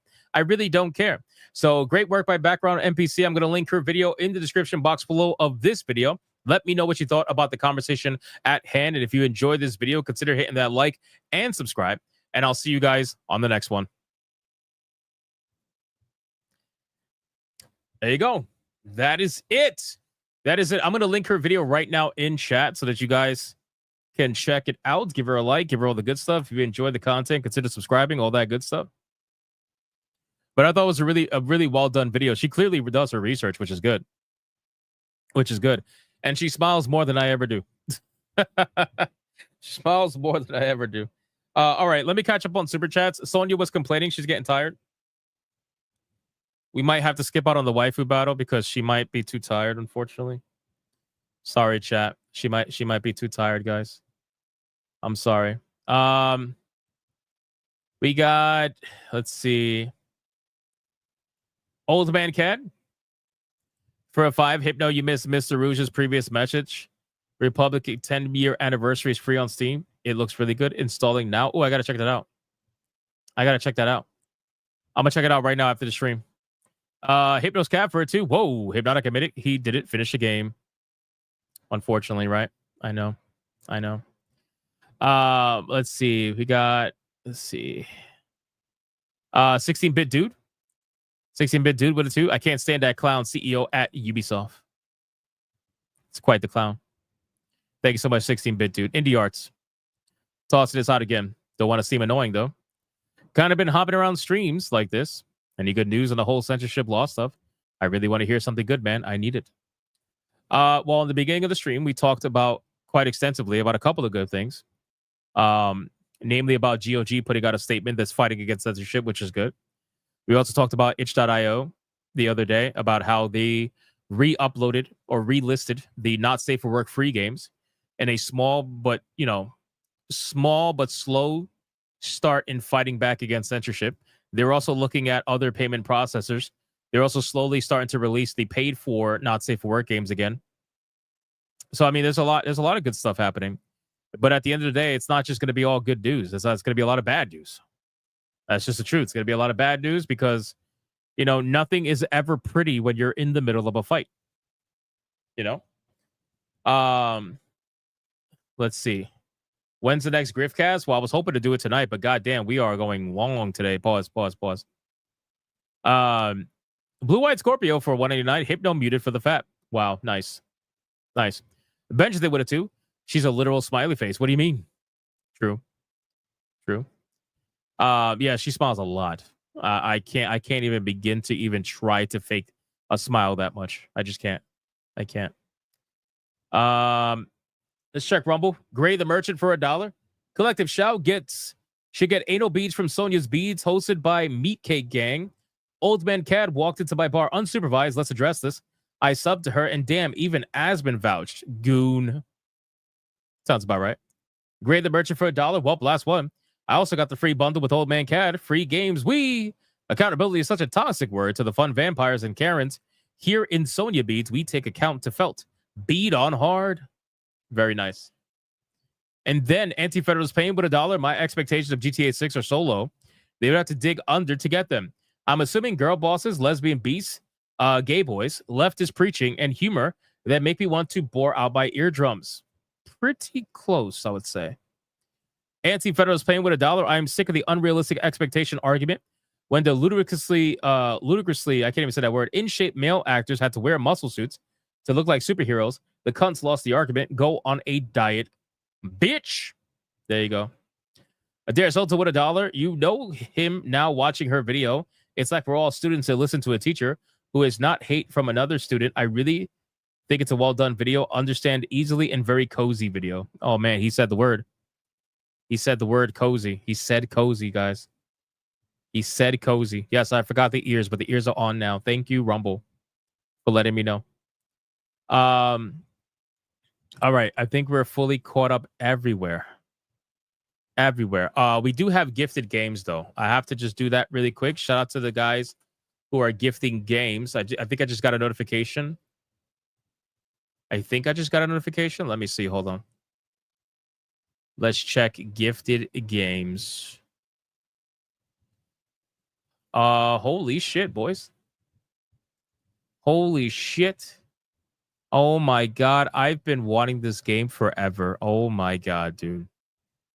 Oh my god. No Hearts Left. Gifted to the channel. Gundam Breaker 4. Oh my god, dude. He says every king deserves a queen. Chris Benoit is that king and Brandy Worley is that queen. If you know, you know. God damn. He said it, not me. No hearts left. Thank you, brother. Holy shit, man. Gundam Breaker 4. I'm excited for this one. I'm going to play the shit out of this one, man. Oh, my God, dude. I was playing SD Gundam Alliance yesterday. I was playing SD Gundam Alliance. I think I'm close to the end of the story. I'm pretty sure. I'm almost positive I am. I'm level 45, I think, right now. Mr. Rouge is in here as well. Damn, Mr. Rouge says, enjoy. He gifted Rune Factory Guardians of Azuma Digital Deluxe Edition. Oh, my God, dude. Holy shit, man. Mr. Rouge. Like, bro, you gifted 100 memberships today. You're gifting a game, bro. This is crazy, man.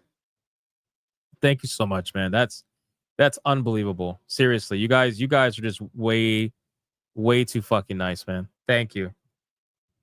Thank you. Talk about a banger first stream today, guys, for the month. Paul Q with a 10 says maybe a little bit more. Paul Q. Another one, too. Paul Q, man, going crazy. Thank you, man. Paul Q. What a fucking legend. Shit. Shout out to Miss Molly. How you doing? Dale keeps telling people who donate to save their wallet. I don't think Dale likes me getting donations. It's unbelievable. It's only day one. I know, Mr. Rouge.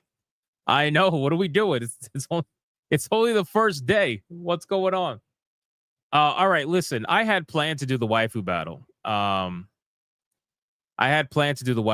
But it's very late.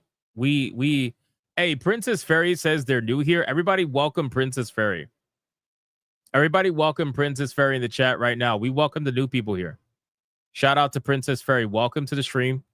We are streaming way late today, way later than normal. Way later than normal. Bro, what? What? Bro, man, Paul Q, what the again? Again, Paul? Oh my God, dude. Oh my God, dude. Paul Q just gifted 20 hypnotic memberships. That is a 20 membership ultra banger. Jesus.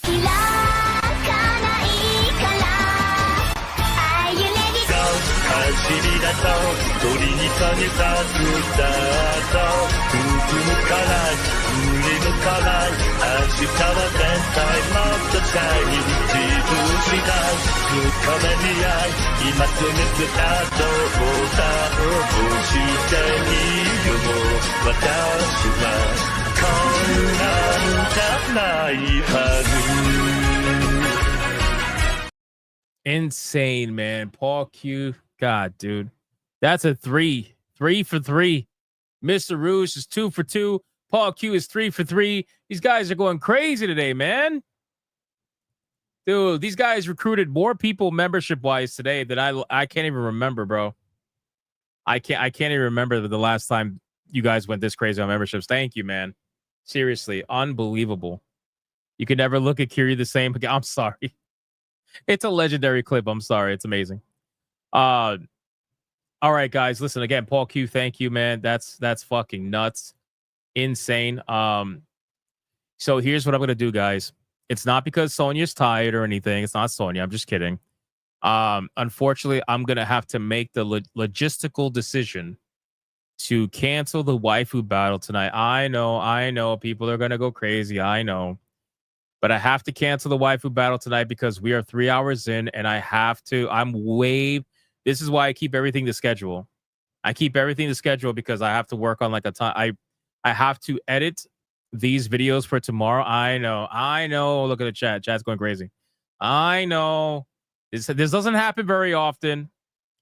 It doesn't happen very often. I know. But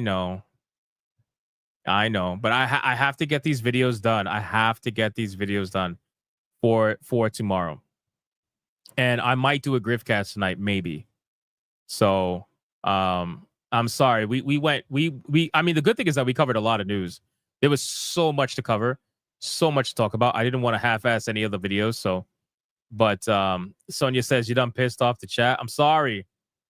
I'm sorry. Look, people are like, good things come to those who wait. It ain't my fault. No. It's not Sonia's fault. It's me sticking to a schedule. It's me sticking to a schedule. I got to get these videos out. And look at this guy, Old Man Cat. How much to do a waifu battle? Bro, it's not about the money. It's not about the money, bro. Seriously. It's not about the money. I'm not. Mr. Roo says, you're already forgiven. No sweat. Thank you. We'll make sure to make up for it on Sunday. We'll make up for it on Sunday. But what I will say is to all the new people in the chat, listen, why are you yelling at me, Old Man Cat? How much? Old Man Cat, it's not about the money, bro. I'm not going to give you a number because it's not about the money, bro. That's what I'm trying to tell you. For all the new people in the chat, what I will say is please join us tomorrow for Saturday Night Hypnosis. A lot of you guys have probably never seen Saturday Night Hypnosis. You've never seen our ridiculous panel where we just argue about video games like for 3 hours. Bro, no. Zach's like, someone give him 100 for shits and giggles. No, it's not happening. No, stop. Join us for Saturday Night Hypnosis tomorrow. Starts at 8 p.m. Eastern. Normally, I start my solo show at 9 p.m. Eastern, but SNH starts at 8 p.m. Eastern for Saturday Night Hypnosis. If you can't watch it, then catch the recap. We have a lot to talk about. Obviously, the week has been crazy. It's been a crazy week, so there's going to be plenty for us to kind of go into and deep dive with. So definitely check that out. Mr. Rouge says, no, Gamecast is way better. Yeah, I'm going to try to do it, Mr. Rouge. I'm going to try to do a Griffcast tonight, so make sure you guys are there if I launch Griffcast.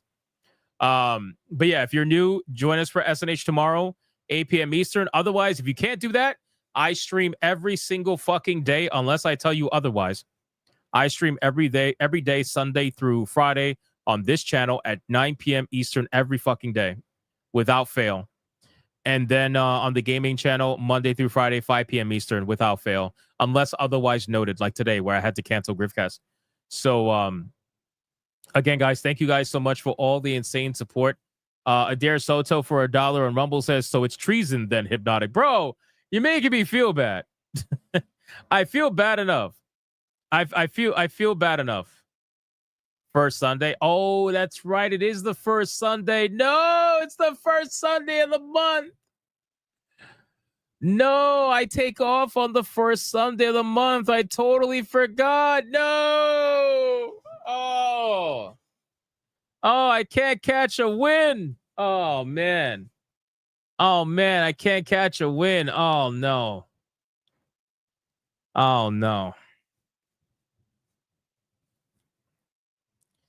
Fuck. Damn. I can't do double treason. Oh man, I can't. All right, you know what? Listen.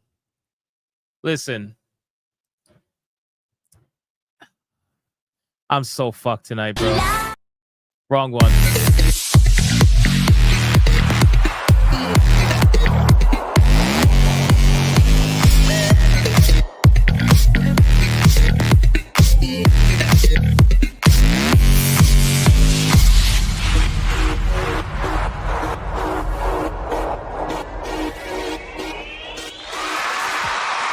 Fuck it, we're doing it live. Let's get it going. We got to get it going quick. Ladies and gentlemen. All right, listen, man. Waifu Battle is here. All right, if you guys missed the last Waifu Battle, man, it was wild. Mocha was the champion. Hold on. Let me share it. Mocha was the champion. Absolutely destroyed it. From Rosario Vampire. All right, let's get into the rules. Rule number 1, all super chats towards the Waifu Battle candidate will count, but the only way it's going to count is if you put the name of the waifu in the super chat first, but you got to put the name first. If you do not put the name of the waifu in the super chat first, then it will not count. It doesn't matter how big they are. If you super chat after the fact that you put the name of the waifu, you forgot to put the first time first, then I will make it count. Rule number 2, you can vote for any waifu regardless of who's on the screen. It doesn't matter. You can vote for the champion, who is Mocha, or you can vote for the challenger, who you're about to find out. It doesn't matter who's on screen at the time. Last but not least, after the second waifu comes off screen, I'm going to do a 30-second countdown. After that 30-second countdown, no more super chats are going to count. It doesn't matter how big they are. The last super chat that shows up on my screen will be the one that counts. So please, if you're going to vote, vote early and vote hard. Do we understand? No, we don't. We don't understand the fucking move. We don't. All right, listen, man. I was going to test loyalty today. You guys really loved Mocha. You guys said how much you loved Rosario Vampire and how amazing Mocha is and how thickishly delicious she is. Well, you know what? Fuck it. We are throwing that out the water. Test your loyalty.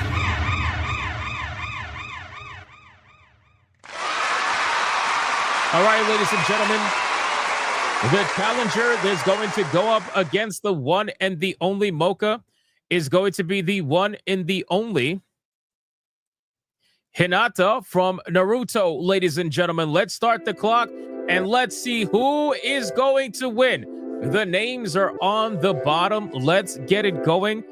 Either you're going to go for Hinata or you're going to go for the beautiful Mocha. Either or. You let us know in the comments and let's get it going, man. Let's get it going. Look, people are like, Mocha's better. Damn it, I can't super chat right now. I'm sorry.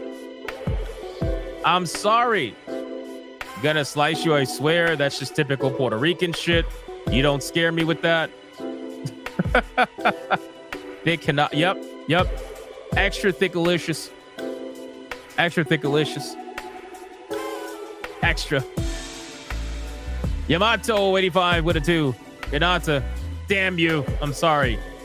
I forgot that we were taking off Sunday. I'm sorry. I'm so sorry. I forgot that we were taking off. No, it's not even about peer pressure. What it is that I just remembered. I literally, when you guys mentioned it, that I'm taking off this Sunday. I totally fucking forgot. So I'm not going to let you guys go 2 days without a waifu battle. That's crazy. Anubis with a 2 says Hinata Chakra dick break move. That's crazy. Miss Molly with a 249 saying Hinata. St. Hugo with a 2 says Hinata. She's a keeper. Avoid the crazies. Dragon with a 10 says Mocha. If Hinata wins, Mocha will come back. True. Black Tailgate with a 5. Hinata, why not? Winter Blacklight with a 2. Not gonna lie, they're both beautiful, but I think Mocha doesn't count because the names are not first. The name is not first. You got to put the name first. Read the rules. Alucard says you're full of shit, Hypnotic. Thank you. Thick versus thick. Yes, that's correct. Says Trooper. How did Naruto get a hot wife like her? Listen, it is what it is. Benjamin with a 2 says Hinata, my face can be her toy. Let's go. Pretty accurate. Sir Loins for a 5 on Rumble says Hinata can suffocate me in her tatas. Oh my god, bro. Really? This is where we're going with that. Brady Crippen with a 10 says Mocha. As someone from the town that Twilight takes place in, I was gonna vote against the vampires, but then you dropped this Naruto shit. I'm sorry. I know people love this waifu, man. Jeremy Stafford 499 says both. Split vote. Okay. Jack Camera for a 2 says Mocha for the win. It's pretty close right now.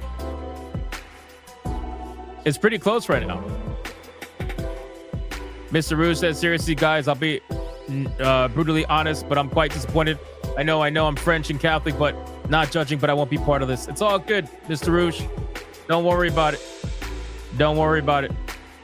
Much love to you, bro. We got Dragon with a 10 says Mocha. The opponent was going to be outer Mocha. I was going to laugh. Oh, you thought the opponent was going to be outer Mocha? No. Not at all. Bro, Paul Q, what are you doing? Dude, Paul Q keeps dropping memberships like crazy. This is insane. This is legitimately insane, bro. Paul Q. Wow, man. Wow. Thank you so much, man. Holy shit. All right. Hinata's coming off screen right now. She's coming off screen right now, and it's time to bring out the current Waifu Battle champion. But this is going to be her opposite form, ladies and gentlemen. Let's fucking go. Who is going to win? Make your decision known. Make your decision known. Let's go. What is it going to be? Paul is building an army. Basically. Randall Hess with a 5 says Hinata. Alucard with a 2 says Mocha. She'll never be defeated. Fair. Fair. Fair. You might be on something, Alucard. Anti-Federalist Pain with a 5 says Hinata. Holy shit. Squished my head between them thighs. Summertime is mellow-time, baby. Shout out to Anti-Federalist Pain. I appreciate you, man. Come on, where's Old Man Cad? Old Man Cad was talking all about money, and he's like, how much for the waifu battle? And now I'm doing the waifu. I'm just kidding. I'm just kidding, Old Man Cad. Don't do it. Don't do anything. Limitless says, LOL can't beat the trust fund baby allegation tonight. We're not. We're filling the trust fund bank. If they're going to call it that, well, I'm going to fill the bank. That's what it is. That's what it is. It is what it is.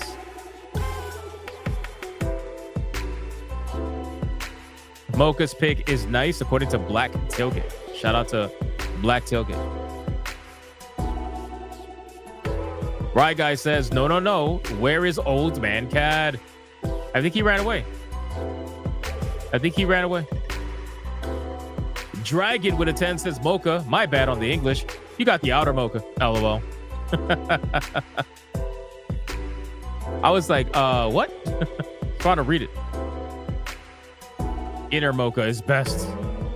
You sure you don't mean? You know what? I'm not even going to say it. I'm not even going to say it.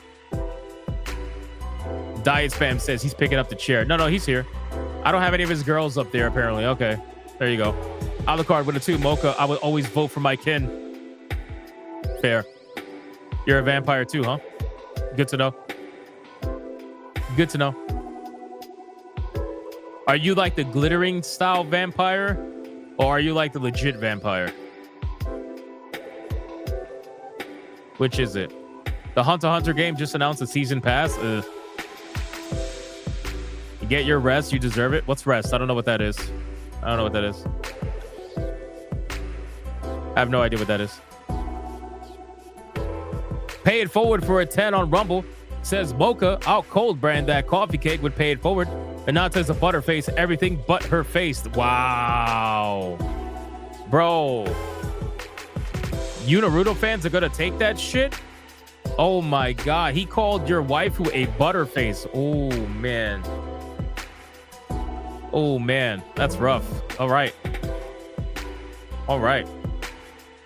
Listen, I still might try to do Griffcast if we end this fairly soon. But again, I got to get my videos edited. It takes some time. We'll see. I don't know. I don't know. We shall see, man. We shall see. I got to get up and stretch. You know, I can't do this streaming more than 2 hours shit. I don't know how people do it, man. I gotta fucking move. You know? I get it, though. I get it. Deadeye's Lock says, repent, sir. Hey, it is what it is, man. The gayest thing I've ever heard. Hypnotic Gold? No. I like to move. I don't like to sit in a chair all day. I like to move. Alucard with a 2 says, Mocha legit. Let's go. He still didn't answer the question, though. You notice that? He didn't answer whether or not he was a glittery vampire or like a legit vampire. You know what I mean? I'm just saying. All right, it's time to bring Mocha off the screen. And now we're going to see what we got going on. Who is going to win? Right now, Mocha is in the lead, but not by much. It can go either way. 5, 4, 3, 2, 1, go.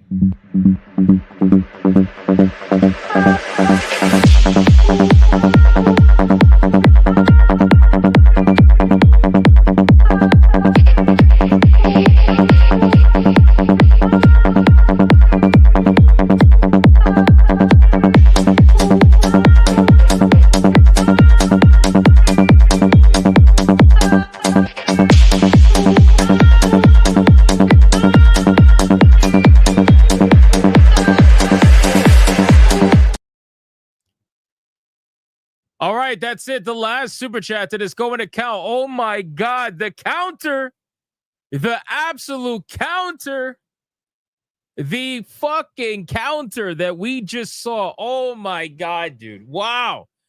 Dollar for dollar counter. Wow. Dragon is the last super chat that is going to count at $50. And he says Mocha just in case, where BioT Wolf came in with $50 and says, Hinata, my pick stunner. Everyone forgets me. Clearly not. Clearly not. Oh my God. I can't believe that happened. That was a parry if I've ever seen one. Beautiful Zexa with a 5 saying Mocha did count. And Alucard for a 2 says, I just said I'm legit. Okay, good. All right. Fair enough. Fair enough. All right, mods. Sonia, count it up. And let's see who won it. Feed the Ducks, feed the Eagles. Feed the Ducks, feed the Eagles. And for these $50 bangers. And for Paul Q's memberships and everything. I'm going to give you guys another Kiryu just because. Fuck.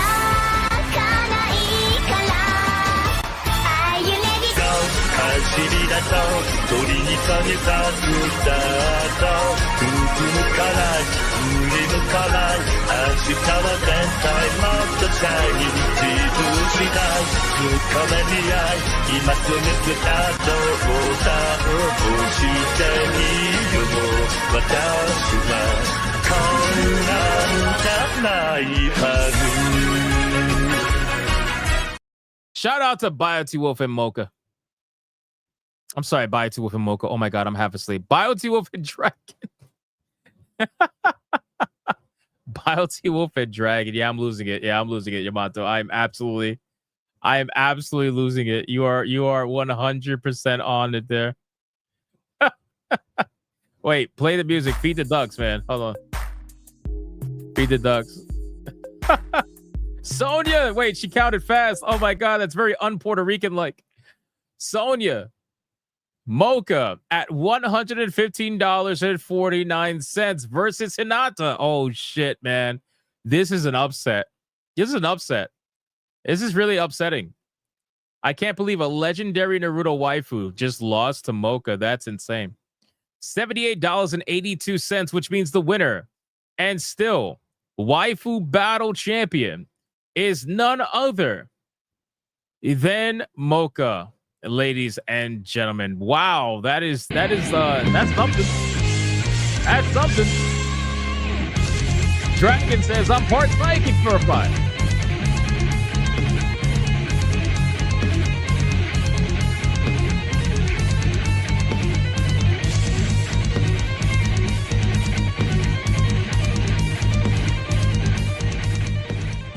Let's do it one more time, ladies and gentlemen. One more time, man. What a fight. That was actually fun. That was fun.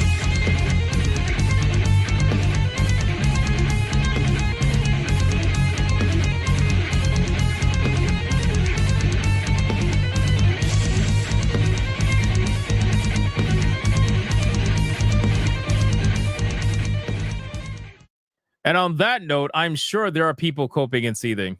You are coping and seething. You just can't accept what you're seeing. Yes, you're coping and seething. The truth is scalding, and now you are molding and coping so hard. Coping and seething. And that's going to be it for the Waifu Battle, ladies and gentlemen. Mocha's going to go backstage where she will face off against another waifu Monday. Hypnocast, 9 p.m. Eastern Standard Time. I will be taking off Sunday, the first Sunday of the month. So please don't forget. I know I'm going to get a ton of messages, comments on Twitter and on YouTube. They're going to be like, where are you, bitch? Where are you? Why are you not doing a Hypnocast? All right, guys, listen, we're fully caught up everywhere. Thank you so much for an absolutely insane stream. This was genuinely an insane stream. Seriously. Wild stream today. Amazing Hypnocast today. What a banger start for the month of August. I appreciate every single one of you. Join me tonight, probably, depending on how I feel. I don't know. I'm going to get up. I'm going to move around, fucking stretch and shit. And I'm going to edit my videos. And by the end of all that, if I have time, I'm going to go live and play some RoboCop Unfinished Business and continue my review of that game.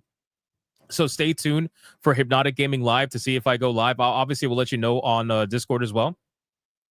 and on X also. So make sure you guys come hang out there if you want to see some RoboCop and go back to a better time of entertainment. But otherwise, thank you so much for liking the stream, commenting, spamming the chat, super chatting, gifting memberships, everything. I appreciate you. And shout out to the Hypnomods and Sonia especially. Winter says this is absolutely wild. Join us every day, Winter. Join us every day. Thanks for the stream. No worries, man. I look forward to seeing you on the next one. Sonia, thank you so much for everything. I appreciate you as well. You are the best, and I will see you guys on the next one. Until then, go be bigots, and especially go be Gooners. Bye. Stay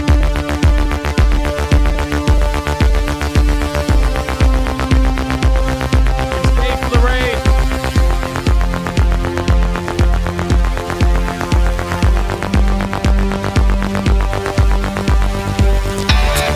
I am not gay. I have relationships with women and sex with men. And I got news for you. That means you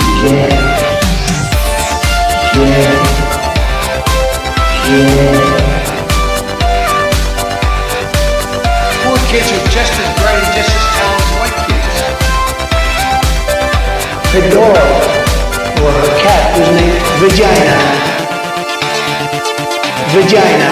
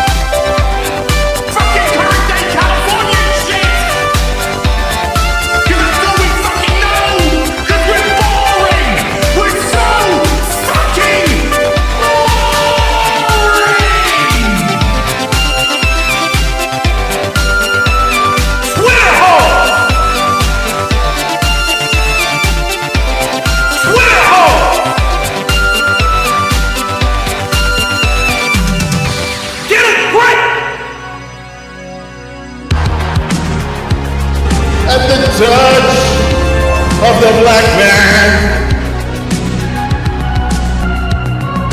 I bring life. I bring life.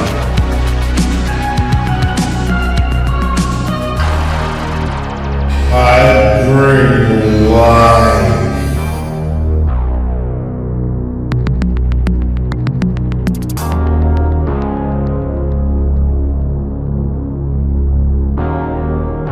I bring life.